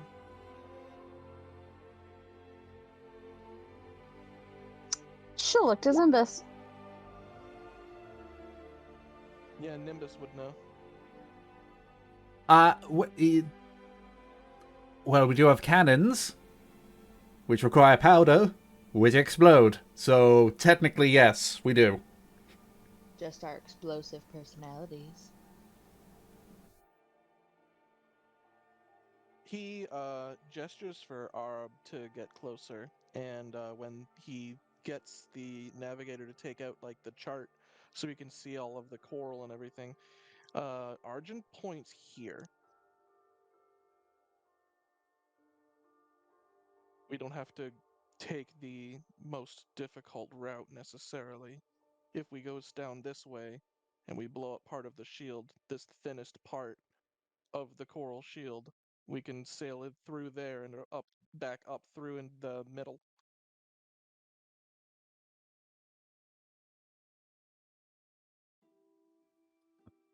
Nimbus is sort of like there as well, since it's being discussed. I don't know if that would work. I don't think we've got that much gunpowder. Not to mention, it would probably irreversibly damage the sea life. Yeah, that too. I don't think a lot of Mari Libere would be happy if us come and say, "Hey, oh, by the way, we've blown up part of your defense." Actually, we'd be closer to Yenta at that time, so they'd probably be more. Either way, it's definitely a. She waves her hand. If people weren't looking for us yet, they'd be looking now. He nods. It was just something to take into consideration. Think of it as like a last resort, I suppose. Yeah, she nods. My biggest concern is that they are on their own ship.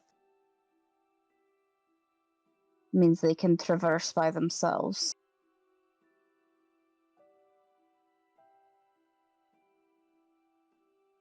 He pauses, and then he looks over to you, Mev, and says, "Is it worth the risk of actually waylaying them?"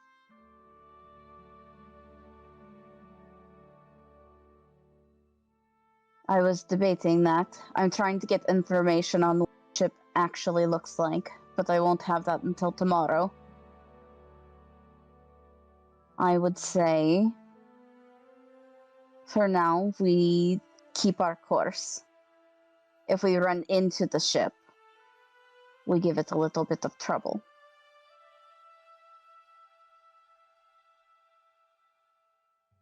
I have a mild suggestion for that. Yeah, she nods. They're being guided by the bulldog. The bulldog isn't even completely repaired. Mm-hmm. While they are your friends, we wouldn't be trying to kill them per se. But if we made it look like the bulldog sank,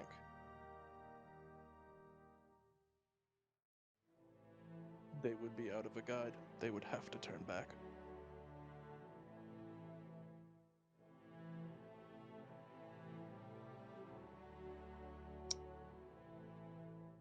Mev thinks about it. Barley's also there, since it's, discussion between Yeah. captains and such, and he sort of speaks up. Or they could try to coerce us into doing it, or risk sinking us. We're not a combat ship, we're a merchant vessel. If they're only just now underway, we at least have some headway. You don't happen to know how fast the Bulldog is, do you? Which you would, Mev. Yeah. It is slower than the Algos. That's what I was thinking, is that it is a slow. Yeah, the Rabbit Hound, or the Bulldog even, is a brigantine. It has more firepower, but at the cost of speed. suppose we just have to rely on what we tell the people of Mari Libere. That's right. I'm hoping that we get there in time for us to take out a ship and essentially stop them before they get anywhere close to the reef.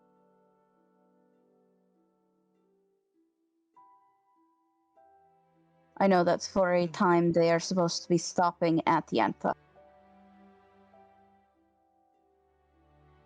But just like takes a chart off Arab and just sort of looks at it, just like compares it, runs his finger across it. That might buy us a decent amount of time, actually. You think so? If they go around the eastern side of Yantan, they have to go slow to avoid the corals. And then if they go around, I assume either the back end of the shield, again, corals. If there's storms showing up as well and the Bulldog hasn't been repaired fully, I highly doubt that they'd want to push through a storm, so we might have saved ourselves a couple of days if they decide to just drop anchor and wait out the storm. Considering they're meant to be delaying them, I would not be surprised if they take that opportunity anyways. The thing that I am most concerned about is us running into any more slowdowns. From what I've seen, we're already, 4 days off? Aye.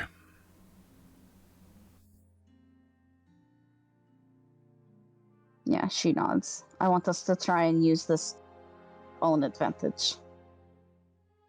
So I assume then we're going to be riding the storm and making use of its sails, of the winds for the sails. It's a little dangerous, but I think we should use it while we can.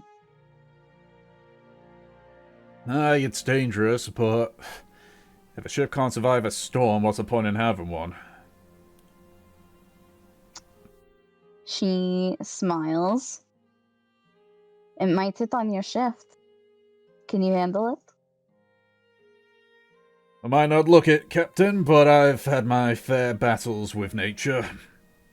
The fact that I'm still standing here shows that I can handle it. Very well. Avo, Oh, yeah? I'd like for you to keep an eye on the weather. Got it, so, like, every day? Yes, tell us whether things will get better or worse. Need to know what to expect. Alrighty. So, like, whistles into the sky again. Well, right now it's not going to be so bad. It's going to be bad, but, you know, I don't know anything about ships. I'm just guessing on how bad it'll be for the ship.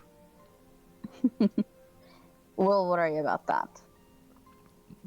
Son, Arab, Right? Yeah. I'll be getting a description to you soon of this ship that we're supposed to look out for. I want you both to keep an eye on it. Understand? Aye. Son just nods. Yep. She looks to Havelock and Arjun. We're going to be pushing a little bit. Keep an eye on the crew, won't you? I could do that. Of course. Good. I think that's all for now. Disperse. The crew instantly get to work. They start preparing the sails. You see them start to pull things off the top of the deck that could become loose in the storm. Yep. Kindling with me.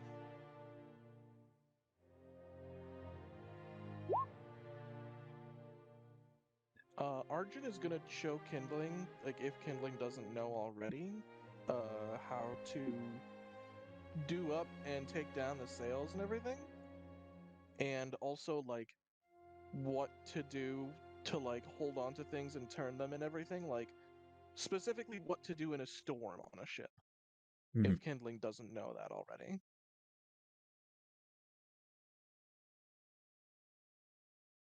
Yeah. Yeah, he's gonna basically show you how to be a sailor give you a crash course right now.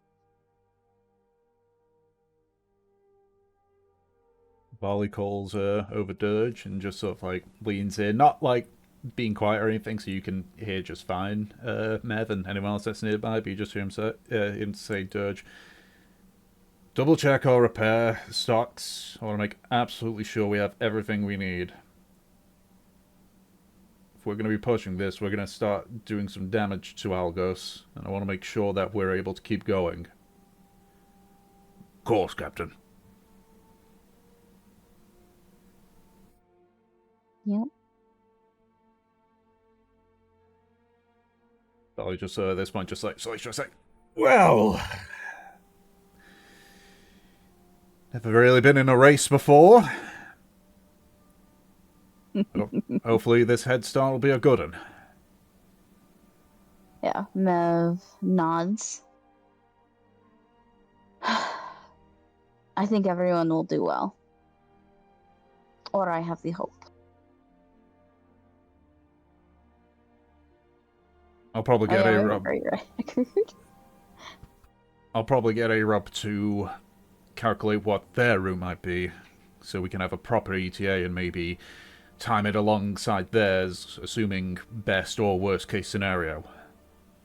It'll be helpful as well once we get to Mari Libere if either we need to go there or one of your group's ships need to go there. Yeah, Mev nods. She will say, they're meant to be passing straight down from Port Honor over to Yenta and then around. If that gives you an idea. He double checks the chart. Question's going to be there if they go towards Yenta, or if they head towards the Arazar route and go around the little coral bit there. He sort of just runs his finger around the coral shelf. Mm-hmm. They did say that they wanted to make it as long as humanly possible, and as confusing as possible. I imagine they will. Probably. I'll get her up to calculate their route. Yep, Mev nods. We'll assume today, if they go by the excuse of the Bulldog is damaged, they can't get out into open seas yet, that we'll have an extra 4 days. The weather keeps going in that direction, just points towards the bow, then we might be able to make back that lost time that we've had. I hope so.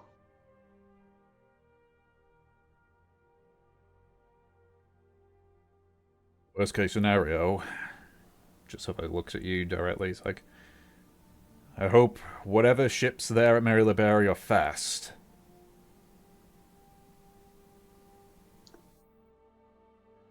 There are some that are extremely so.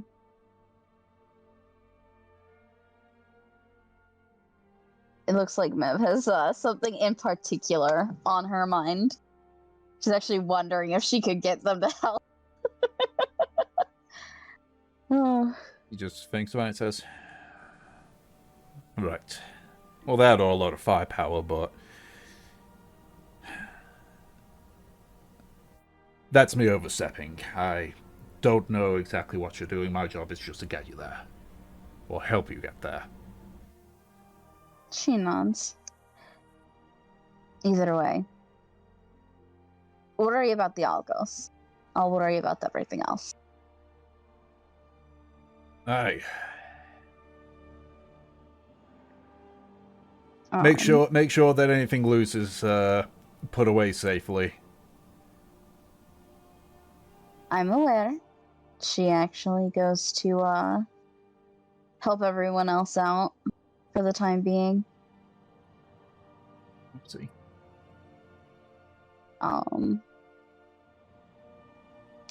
I think because of this development, Mev,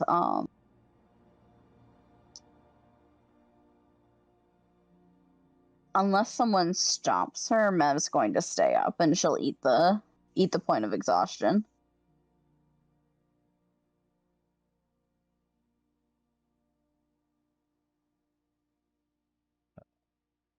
Barley does try to stop you. When? As you're getting close to the point where you would take a point of exhaustion, just seeing you sort I of see. going a bit, sort of sluggish, she just sort of like walks up, she just put her hands on your shoulders like, if you worry yourself like this, then it's not going to be very helpful when the storm hits. Go take a rest.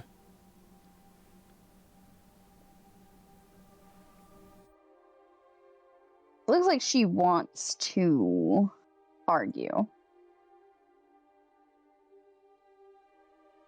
But she won't. Yeah, he looks at you with a very stern look. Yeah. Like previously he's kind of been like, yeah, I mean, yeah, but this one he is in 100% business mode right now. Yeah, there's definitely this moment of challenge before she goes to head down. And around this point, the wind is starting to pick up. The skies at the aft of the ship are darkening with cloud.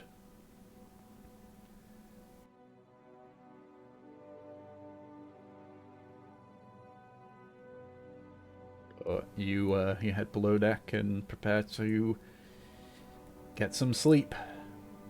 Mm-hmm. What about everyone else?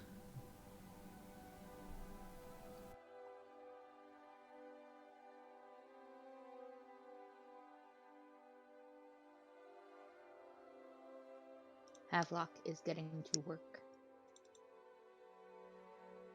I see. We do have a good record with racing. Arjun's still teaching kindling.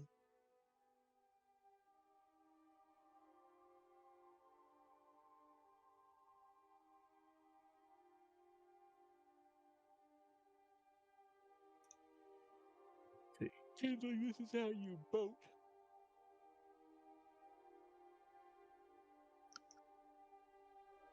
That is the case as well, because this is the next set of roles. Who is it this time? Is it... My brain's saying it's Arjun again. Arjun again, yeah. Yep. So, Did we skip kindling? No.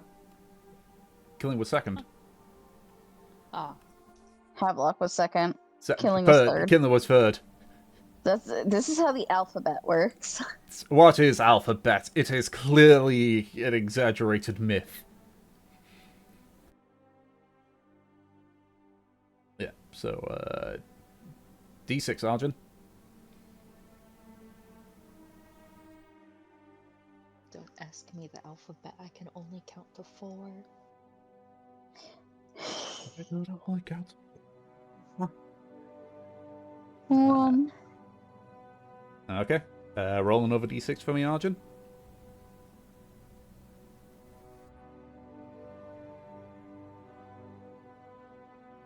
We're just all fucking afraid no matter what we roll. Tom's asking us to roll something else and it's scary. Okay.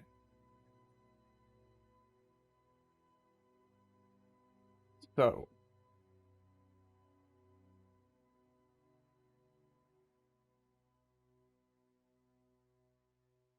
It's around the time that your shift starts, Mev, that the storm hits.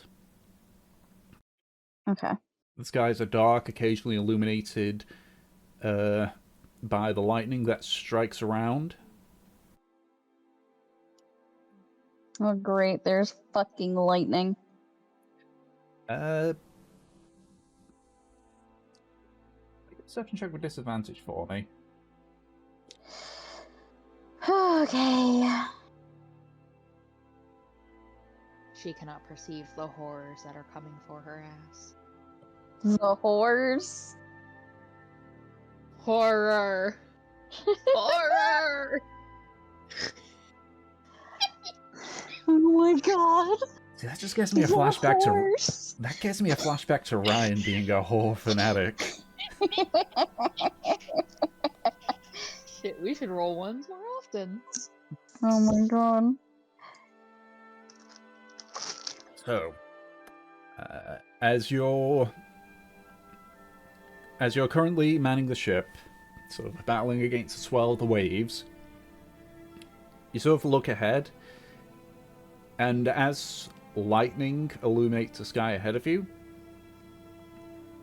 you spot a shape in the distance. Shape. The lightning strikes again a bit later. It's a ship. Mm-hmm. And using the lightning to your advantage, you're sort of able to ascertain.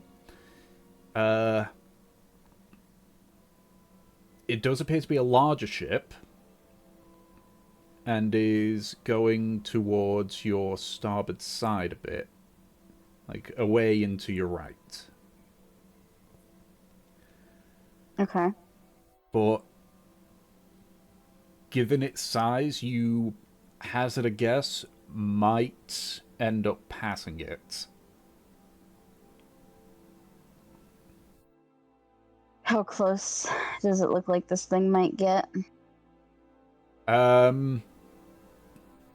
If it keeps going straight, then it'll get maybe about 2,000 feet from you. Would that make it more visible? Yes. Okay. And I can't see, like, if it has any flags or anything yet. Not at the moment. Okay. Though it's difficult to tell in visibility.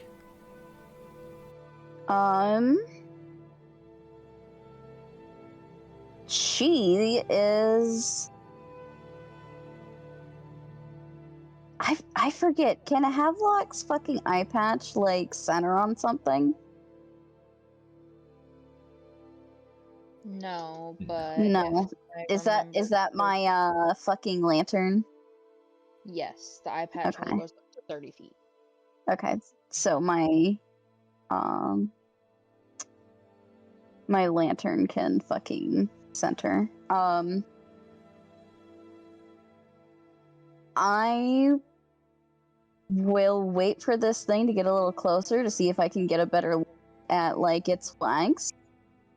But I will warn everyone that, like, hey, there is a ship. See. Nimbus goes below deck just to prepare in case they need to fire. Yep.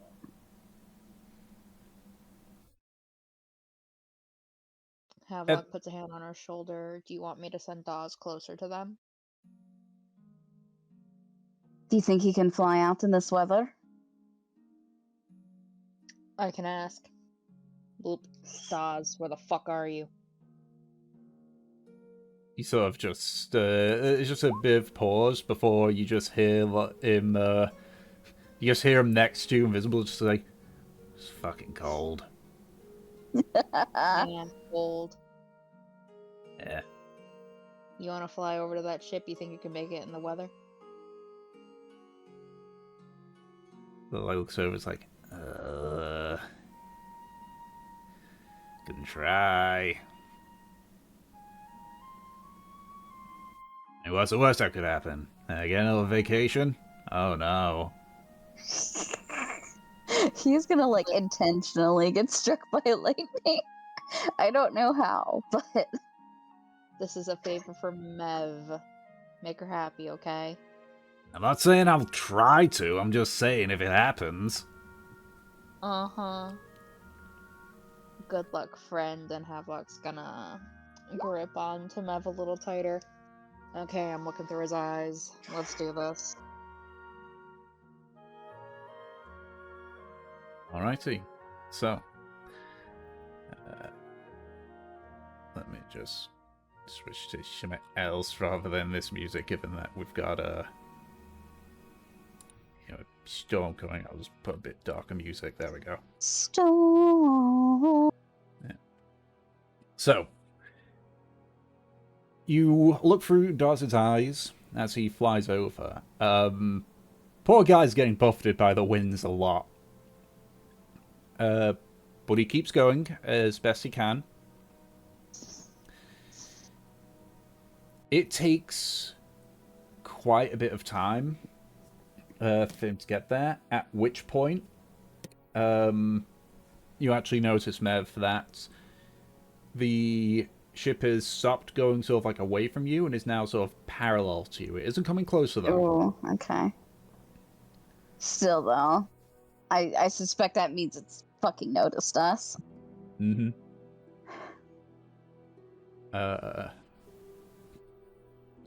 About 10 or so minutes after setting off, Dawes lands...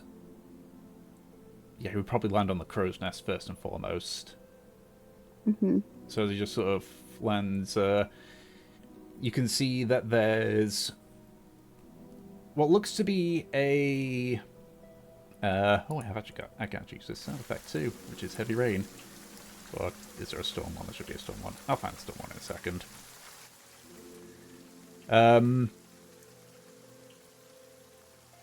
It appears to be what looks to be two humans. Mm-hmm.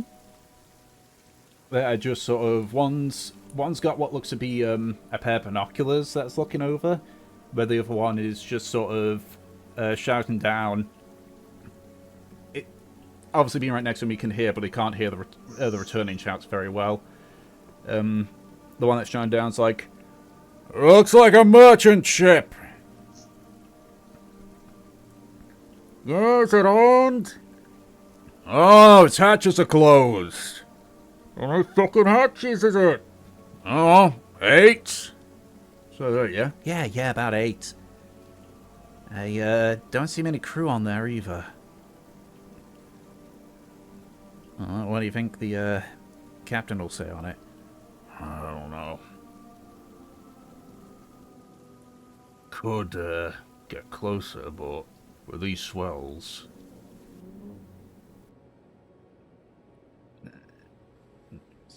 Quickly... Why is this not working? Yeah, whatever. At this point, Dawes sort of like flies down towards the helm of the ship, where there's looks to be an orcish gentleman who's like holding onto the wheel one-handed while looking over, and you can see it's essentially a game of telephone that's happening. Mm-hmm. And it's like, ask him if he can outrun us. So the message comes back from the guy. Probably, sir. It's one of them smallish ones.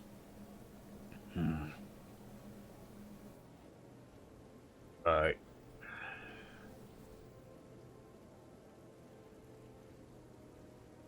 So like looks directly over. Fire a salvo at it. If we get a good hit, then we're going in. You hear so like an aye, sir, and such.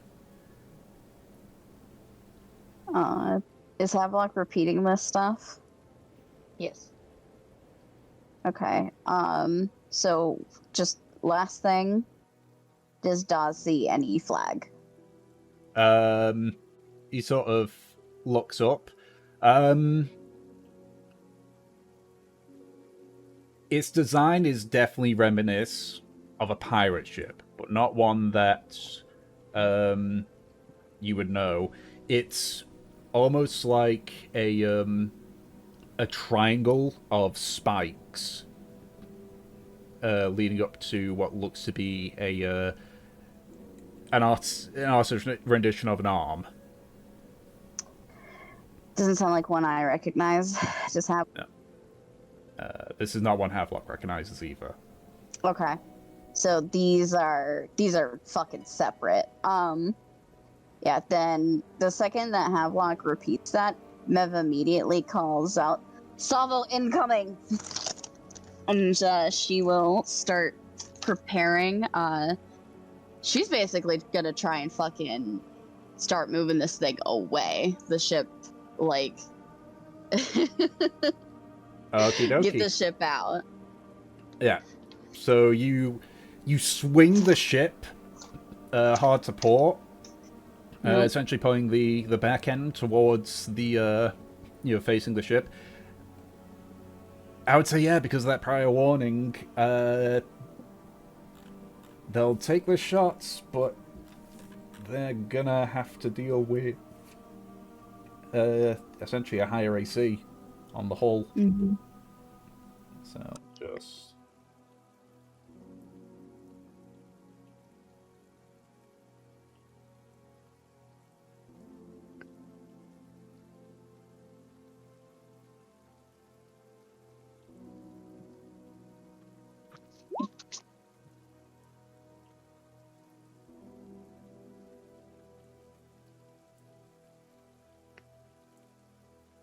Okay. So of the shots, 5 of them do hit. Holy shit. Oh my god. Alright. With... Wakey wakey, everyone. Actually, no, I gotta re-roll. Actually, one second. What was that? That. Okay. So, of the shots, 3 of them are cannonball shots to the hull, and the other 2 are chain shots to the sails. So, Alright. that is this one. Did I not put that on there? I didn't put that on that sheet. God damn it, I wanted to see what the damage is for the cannons. Why did I forget that? There it is!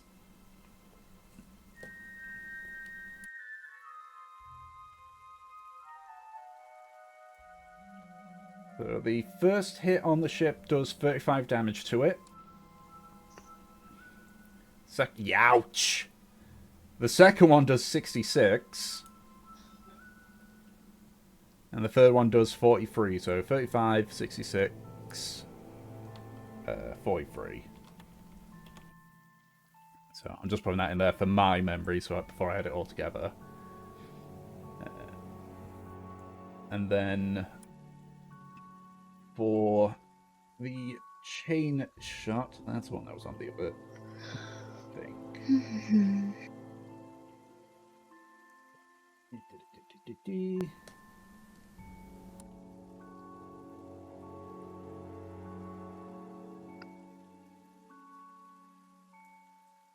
And the sails take in total 37 damage.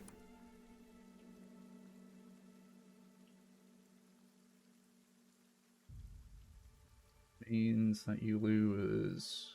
Okay, you only lose 5 feet of speed. Okay. So...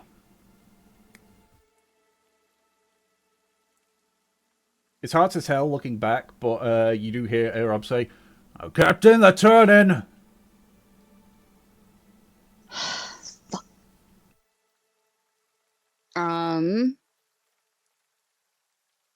Yeah, Mev is gonna be trying to fucking steer along the ship to try and get away. Nimbus, take fodder at them. I'm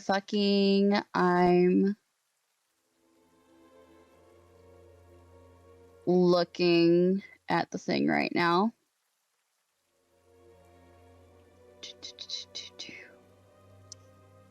I'm guessing that we just took like big fucking damage.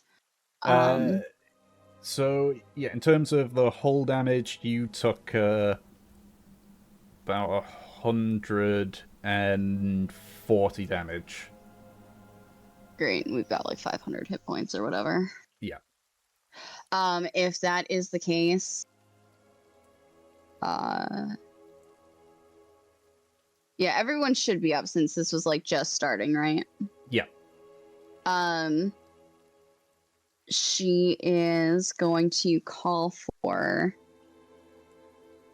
Dirge Kindling and like whoever else to start like repairing. Havelock's gonna stay here, but I can do like a rapid repair, right? Yeah, so that uses one of the ship points. The Algos has 2. I'm assuming we gain that back later. Yes. It's essentially like the ship's own action economy stuff. Okay, yeah. Then I will go ahead and do a rapid repair. Because if I recall, the hull is something that we definitely want to stay intact. Yep. So when it's repaired, it's going to be an extra roll.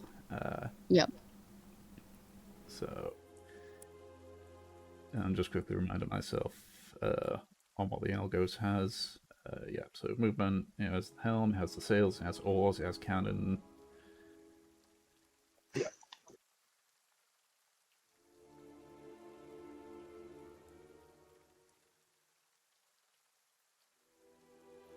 So, do you want to make use of your last ship point, or...?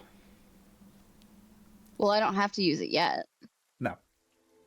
Yeah, so I'm gonna just... I'm gonna keep that for the time being, because looks like we might be in combat. Yeah, technically this is classified as combat. So... If that's the case, Kindling, make a dexterity check for me.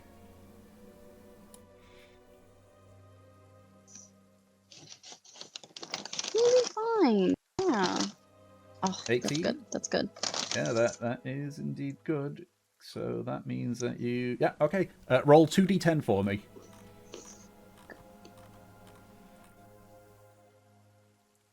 Okay. The Algos recovers 15 hit points. 15? That's it? 15, yeah. In combat, the repair is slower. Is that something that'll be done over multiple rounds? It's done in that specific round. And why does it matter if it's slower? That means that it's going the same speed. I think I worded it wrong. What I mean is when you're not in combat, it would repair more. Like it repairs a flat amount. Okay. But in combat... I'm very concerned suddenly for the state of the ship. It's a work in progress. It can be. It's. Okay. It'll be fine. It could be looked at. But let's see. I want.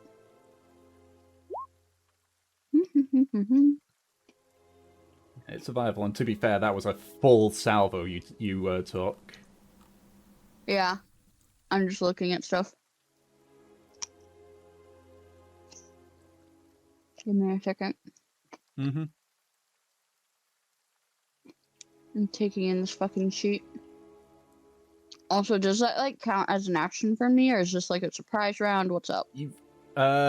So because you were both awares of what, well, they weren't aware you were going to turn, but you were aware they were about to attack you. It's a regular round, so you still got your own actions as Mev. It's just that the ship's got its own actions, basically. Okay. Yep.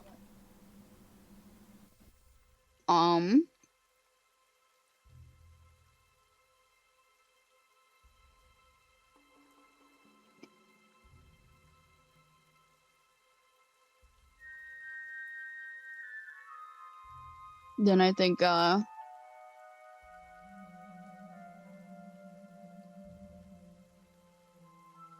I will.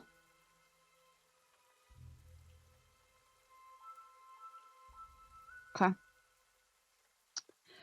I'll let the crew decide what they're gonna do. Though I did tell Zimbus to fucking take fire. Okay.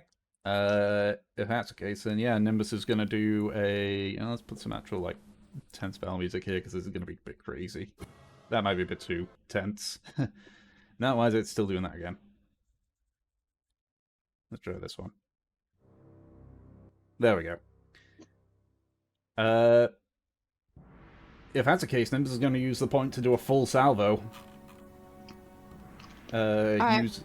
Using chain shot. So aiming specifically for its yeah. So Yeah, because we're gonna try and outrun it. yeah. Because you can sort of see from the gunfire there, at least it's got a lot of cannons. Double yours just on one side. Mm-hmm. If that's the case, just to give me a hand then, can everybody roll a attack with the cannon? It's a +6 to hit. D20 plus 6? Yep, D20 plus 6.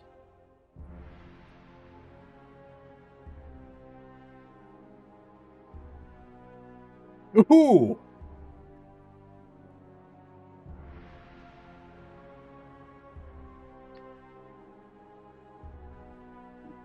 Nice killing.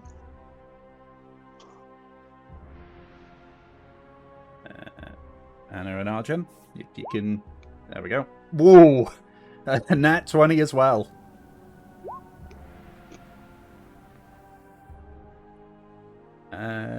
Arjun, can you roll one? For the puppy. Oh, right, okay. I'll roll for him then. I'll just do the roll. Okay. Wow. Of all the shots, only 2 of them miss. Mm-hmm. So, if that is the case, if that's 6 of them, then yeah, 4d10 slashing damage. So if 3 of you can do that, and I'll do the other 3. How much did you say? 4d10.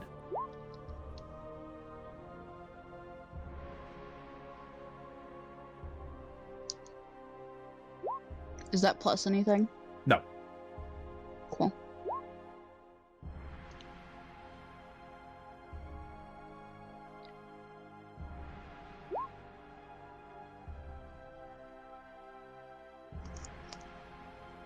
And Havlox was a crit, so. Yeah. Extra big. Yep. The damage from the other ones was also decent. So that means that the sales will take. Wow. Okay. Wow. With the use of the salvo, you practically shred almost 2 of all the sails on 2 of the ship's masts. One of them actually breaks off part of the mast. Oh, that's good. So while it still has 1 mast of sails left, you can already tell, especially since you're both sort of flying through the you're flying with the wind at your back still. Mm-hmm. You are rapidly gaining distance on it, away from it even. Nice shot. We've been improving our aim. Should we take it down?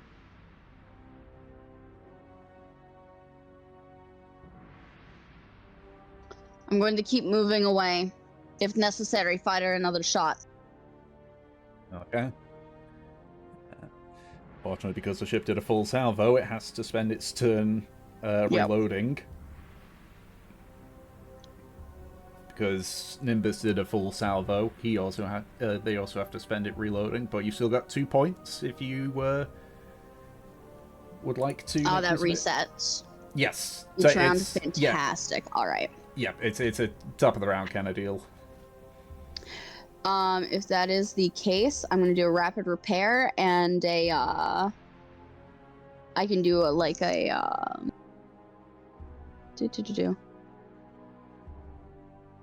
row faster, right? At this, the Or is Algos that is only in combat? the only out of combat. Algos. It is technically in combat, but the thing is, the Algos moves slower with Oars. It only has 5 feet of movement with the Oars.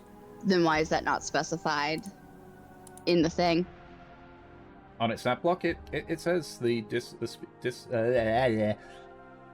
on the movement bit, it says like how fast it goes. Movement, Oars, locomotion, water, 5 feet.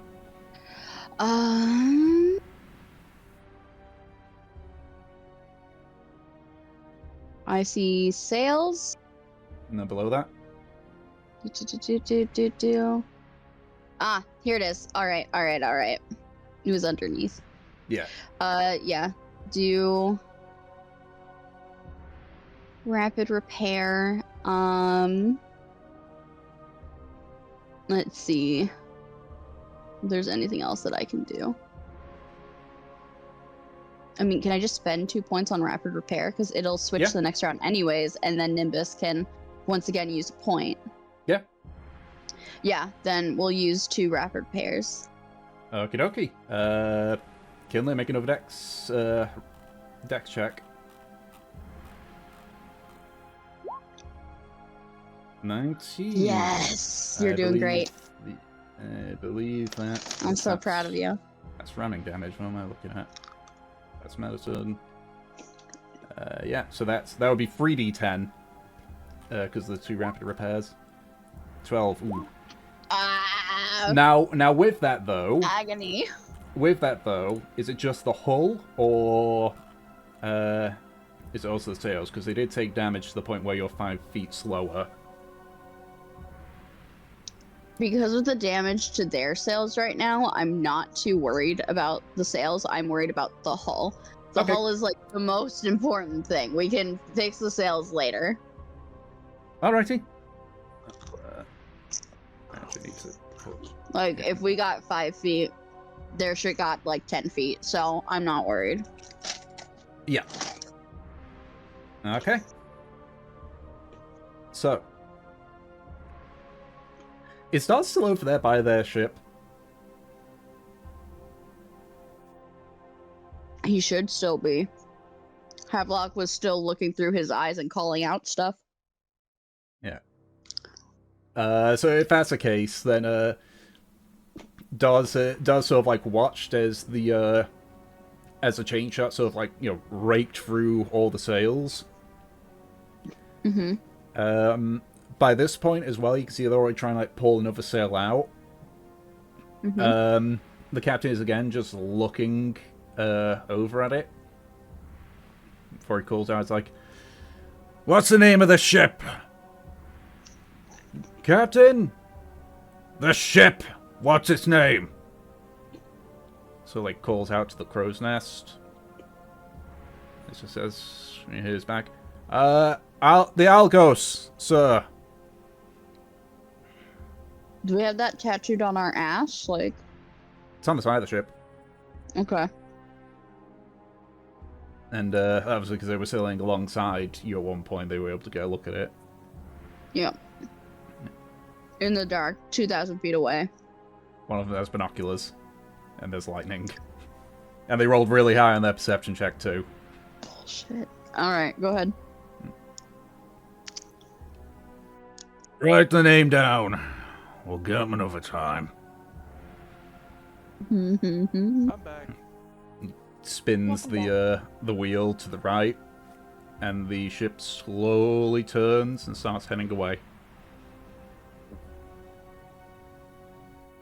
Okay. Arjun is, you see Arjun basically like, he trudges up from below decks, and he has just got blood streaming down one half of his face, and he looks like he was basically like in one of the rooms that got hit with a cannonball. Oh shit. And he's gonna look around and say, "What do we need? Where are they?" Oh my god. Captain, and then he like turns and like he looks like he's ready for orders. Basically, he's just looking for what he needs to do. Boy needs to put some antiseptic on his face. Frickin' Mev will. She taps Havelock twice on the shoulder to basically like come back. She runs down. Fuck, you're hurt. Fucking. She starts looking around. Eldarian. One of the crew rushes down below decks. Eldarian sort of like comes up, just like brushing some splinters off him. Yeah. Yes, sorry, I was preoccupied. Who else is hurt? A few minor injuries. Dirge is doing a damage assessment now. Anyone who's injured will live. She gestures to Arjun, who's covered in blood. As she turns back over, Havelock had run over behind her. He's brushing back Arjun's hair, doing a nice little 20 lay on hands as he looks him over. Mm-hmm. All right, let me have a look. Just sort of, it takes you a bit aside, Arjun. Just sort of like examines you, checks to make sure you're not concussed or anything.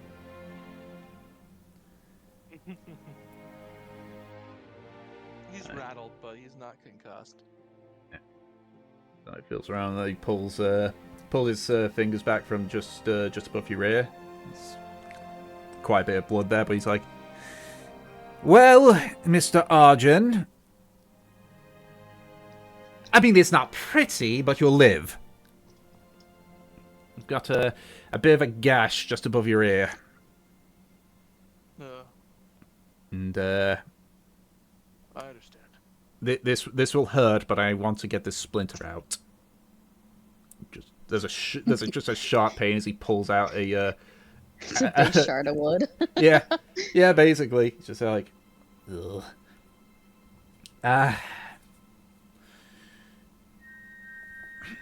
Just sort of like reaches into his pouch and pulls out a bandage, just sort of like wraps around your head.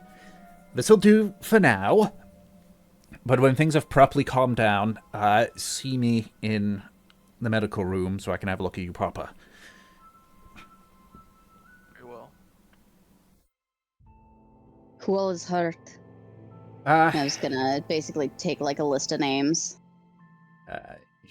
He gives a list of names. They're all like part of the nameless crew, so I'm not going to go crazy with the names. Alright. Overall, about 8 are injured, not including Arjun. Thankfully, none of them are severe. Mm-hmm. Like they can still do their job. They just be walking wounded a little bit. Okay. And then Dirge is getting an assessment on the ship right now. Yeah.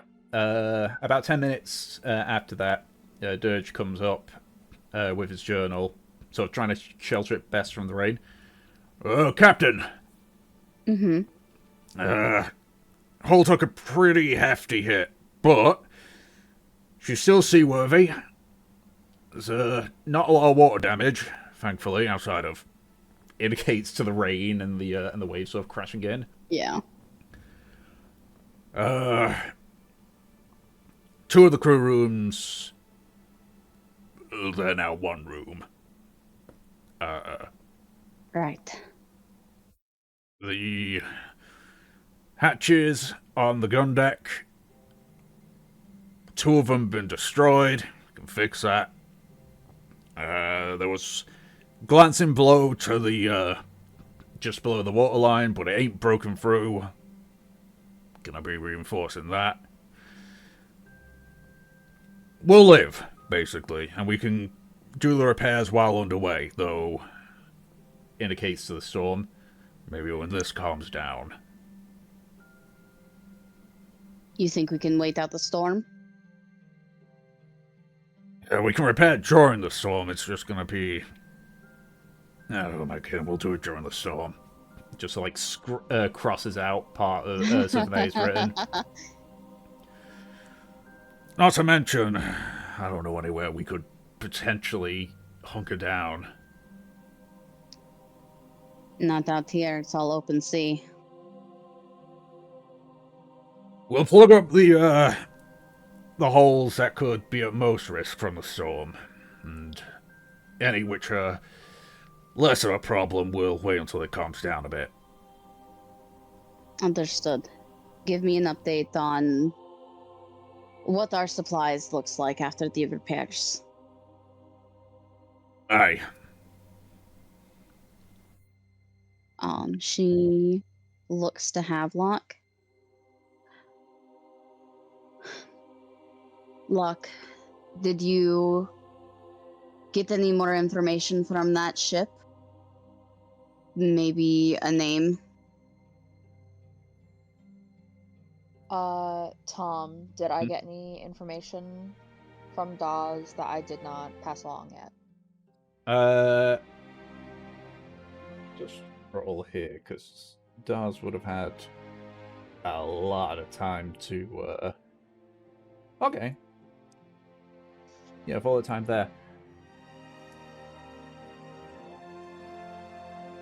You do get a name of the ship, at the very least. Okay. It goes by the name of Vein Slasher.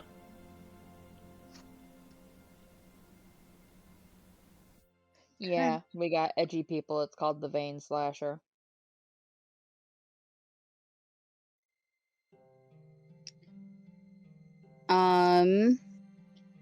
Do I recognize this name at all? Can I roll like a history check? Like, Make a history check.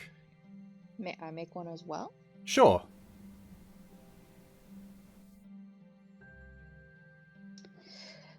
sorry, I'm just writing notes. History. With a -1, history remains a mystery. Okay.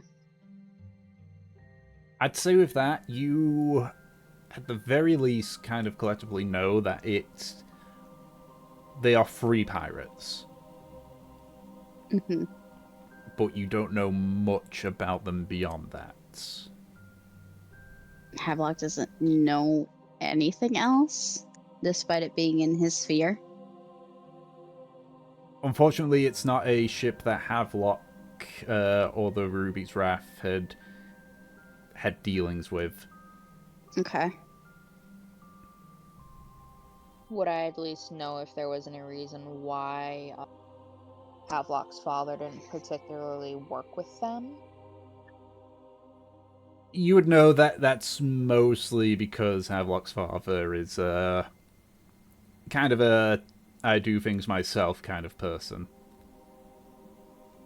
Any dealings that he had with the other pirate crews was either because ran into them at one point, or one of the very rare occasions that he worked alongside them.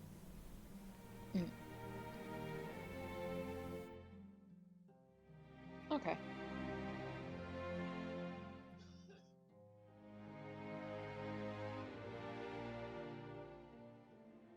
Havelock just turns to Mev. We could have taken them down. Brought them in. They probably have a decent bounty. Yeah, at risk to everyone else here.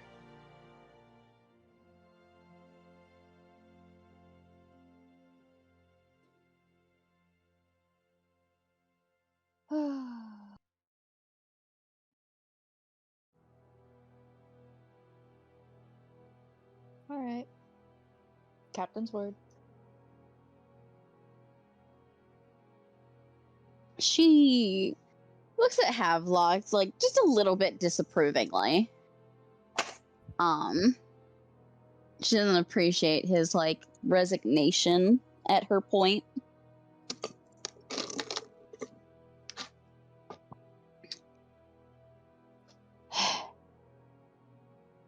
We need to watch out for it. From what it sounds like, they've marked us.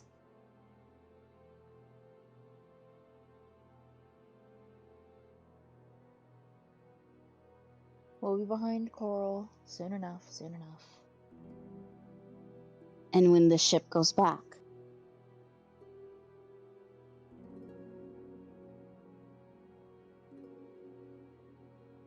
We'll see what we can do. perhaps I will need to work on getting them a proper escort.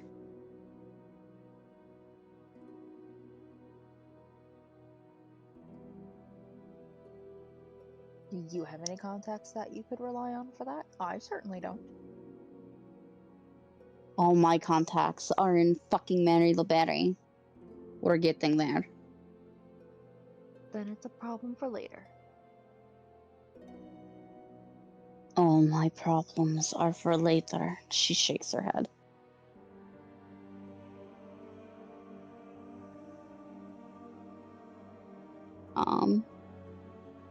Yeah, Mev is going to basically try to help out with collecting everyone, seeing everyone's status, if they're like shaken up or not. Looks like Arjun is getting cared for right now. Yeah. You sort of check with the crew. Shaken, a lot of them are. Yeah. Outside of Nimbus, he's ecstatic. Mev to all of them is basically like, you know, you guys handled it well. You did a great job. You know, you guys should be proud of yourselves. Basically trying to comfort everyone. Mm-hmm. Make a charisma check. Charisma check. Yeah. Could Fucking. be persuasion.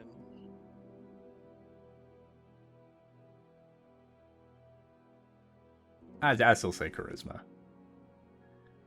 Yeah. It's just kind of, it's not trying to persuade him per se. To me, it's a case of like they're just trying to, just Use how well. someone. Yep, how well she. Okay, yeah. There we go. She does a very good job for it. Have you heard and seen Mev? Like, we've already gone through just how sincere Mev sounds all the time when she wants to. It's very much like her like going to each person and basically hearing them out and like assuaging their fears and everything. Yeah, it just would have been really funny if you had rolled low. Like, it still would have worked, but it would have just been funny how it went out. That's more what I was going for. Yeah. Everyone's gonna be going over. Yeah, she's trying to make sure that everyone is comfortable. Yeah. For those who might like it, Havelock is offering beer using the 4 gallons of alchemy jug. Jesus. Yeah. A handful of them take it. I'm sure that Bali is up at this and wants a report. Yeah. Yeah, Mev will. It's funny, she's giving him this report as she's walking around and like talking to everyone. Yeah. I mean, he follows along and he waits patiently when you talk with the crew. Yep.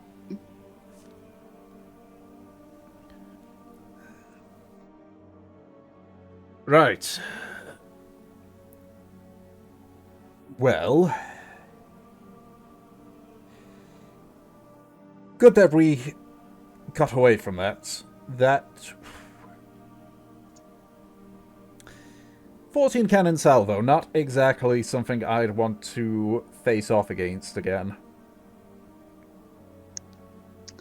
Yeah, Mev nods. It seems that they're intending to mark the ship. I would keep an eye out.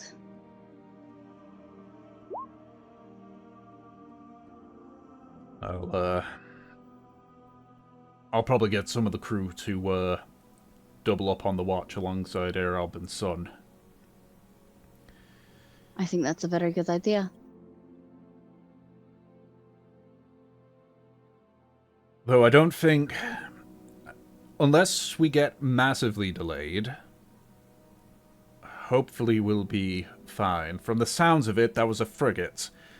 We're faster than them. And if we shredded their sails, then... Well, we'll already put a good distance between us and them, and after that, unless we stop, we should hopefully lose them when we go off the route.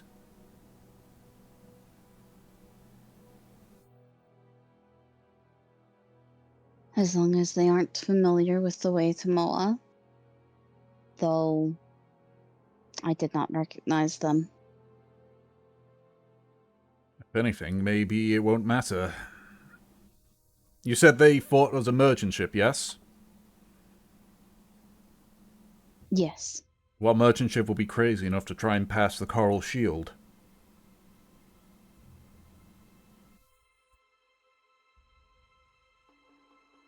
Mev nods.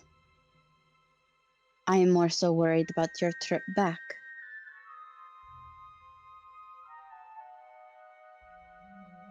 That's a problem that I'll deal with once we're there. Might see if I can... Possible. It's possible that the Bulldog and the Rising Star will actually encounter them too. Well... I feel the Bulldog alone will be more than a match for them. Even while it's still damaged? Mev smiles. I think the Bulldog will be able to handle itself. Arjun nods. Even if damaged. I'm actually hoping that if they do encounter them, they'll take the opportunity to... She thinks about it. Use the Rising Star to their advantage. That's what I'm thinking too. I doubt the Rising Star would want the Bulldog to go under the sea. So, they'd be inclined to help, and while I know we're trying to prevent them, we might as well make use of their weaponry while we can. I'm hoping it puts a target on their backs. But hypotheticals. Nev waves a hand as though she's waving the scenario away.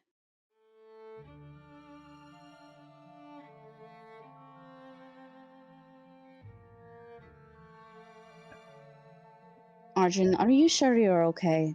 You should... Well, I'm not even sure if you have a room to go back to right now. I don't. Bev just...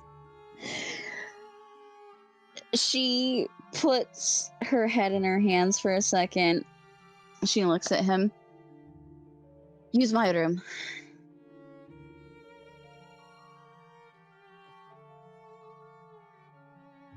For now. He looks back for a second, and then he says, "If you need me, don't hesitate to call. I'm not that injured." I'll think about it. Sounds like I'm not fucking asking you for shit in this condition. He squints. She smiles.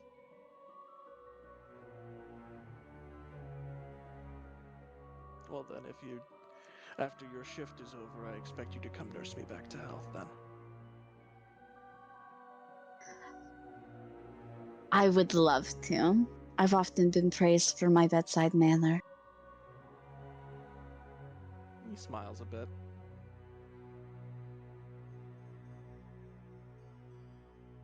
Arjun will head off. Alright.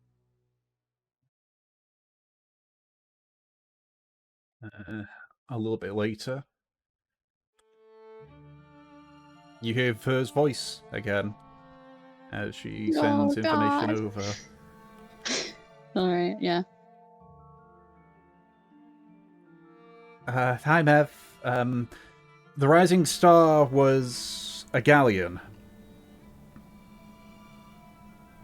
It uses a white and brown color scheme as bands. That is... I think that's 20, isn't it?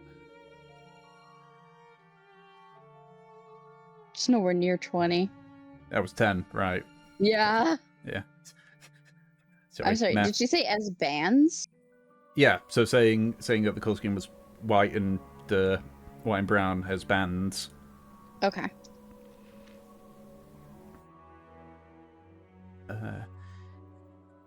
Has 3 masts, 2 sails per mast. The flag is white with the sun on, and it goes off there because that was pretty sure 25. Alright.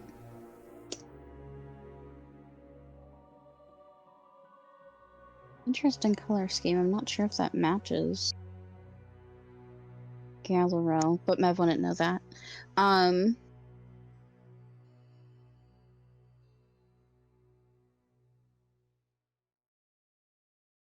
sorry, what was that last part for? You cut out. Thank you for the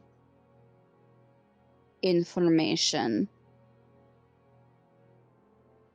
Stay safe. That is 23. Okay. Relatively quickly, Fur responds back.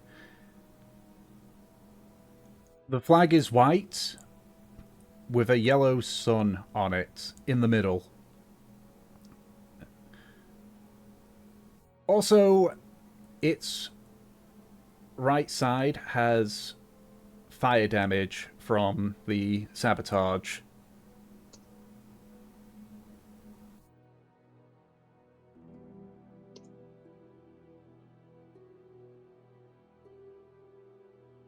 Okay.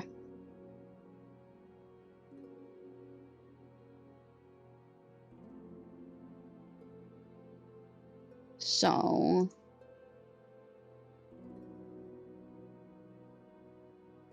Alright.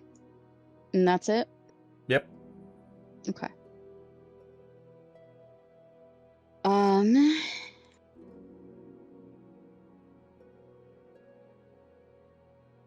I think at that I will let the sending end.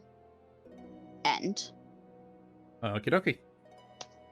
Because I don't think I have any questions right now. If I do, I can always just ask her the next day. Mm-hmm.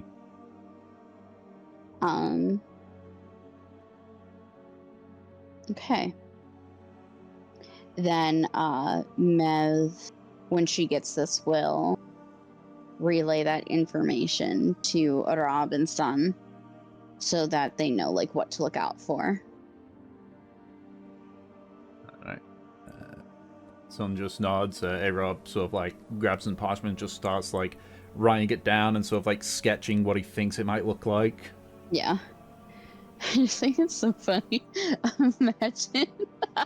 Imagine seeing this ship one day and just like squinting a little bit. And then you look at the doodle on your paper and you squint back at the ship. You're like, is that the same ship? It'd be akin to that one gif from Ratatouille where the chef's just reading the paper. Yeah. All right. Okay. So, for the rest of the night, minus dealing with the storm, you are not harried by the vein splitter. had gradually, as everyone's calming down, gradually faded Did you into the say distance. vein splitter? Yeah. Slasher. You said vein, Vein slasher. slasher before. Vein Splitter's a Final Fantasy move. Same difference. 14. Okay, Same thing. okay, so it's vein slasher. Yeah, vein Just slasher. making sure my notes are right. Yeah. No, the vein splitter is what they call the rowboat they sent after us. Oh my god. Yeah. 9 times out of 10, the mistake is mine. Yeah, so the vein slasher, you can't see it anymore. Okay. No. So, and though it's still stormy the next day, Arvo does give a weather update of actually might still stormy, but not as bad as yesterday. Any chance it'll clear today? Yup. Got it. Mev, I think at this point, it just looks like a drowned cat. I have a question for you. Yes. Can Havelock use Gust of Wind to give us a small push?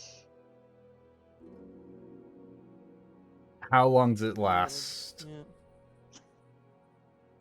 It is concentration up to a minute. I'll post the thing.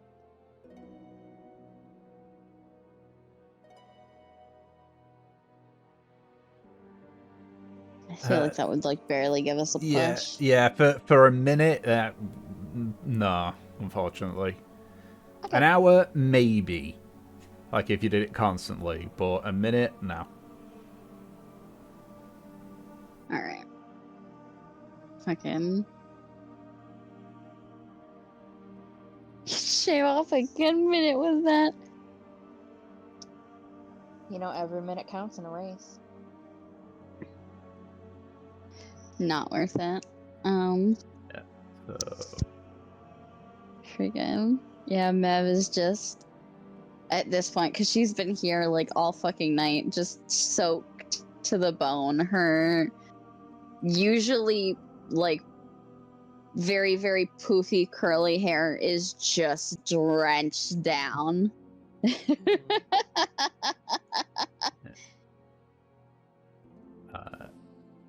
As you head down, I just need to quickly check on one bit here. I'm pretty sure can, but I just want to quickly check. Who can do this? Yeah. As sort of coming down with Avo, he said something for you in where your room is. If you're talking about Arjun, I already know he's there. No. Something else. Alright. Yeah, Mev will head to her room. Yeah, it's an explosive. I wouldn't be surprised. You head in there and you can see just sort of pushed up to the side is a metal tub with steaming water on it in there. Oh, nice. Yeah, and Who I did just this? Okay, so for real though, question. yes. How is this even remotely stationary? Shouldn't it be rolling around the fucking room? We're in the middle of a storm, or half of a storm. You're still in the storm, but it's it's calmed down a little bit. Okay. So it's clear that it's sloshed around a little bit, but there's still plenty of water. And as you walk by, you see a tap on your shoulder. You sort of turn back, you see Arvo just walk away, just gives you a little wave, and you see arcane just magic crackle on his fingers. Huh. Okay. Yeah. Arvo knows heat metal. Yeah, Mev nods, looks appreciative, and she'll go inside. Is Arjun awake? Did he see Avo do this? He did. He did not ask questions. When you come in, he looks over, he says, "You think he likes you?" Everyone likes me. And she taken off her clothes.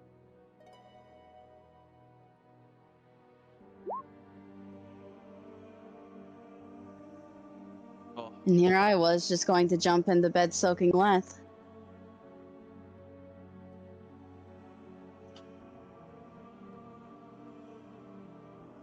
I haven't even done anything yet. So again, she throws like her wet shirt off and she flips it at you.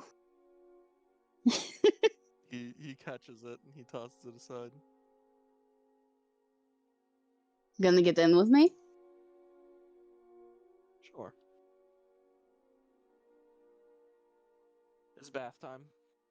Yep. Bath time, totally wholesome. Totally wholesome. Yep. Let's see. God damn it, Avo, there's not a single duck of rubber in here. Well, I'm sorry.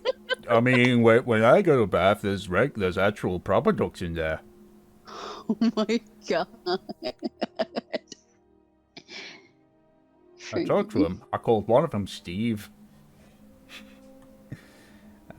But as you rest in the bath, ready for the next couple of days. That's where we're gonna call it for this session. Yay. Yay!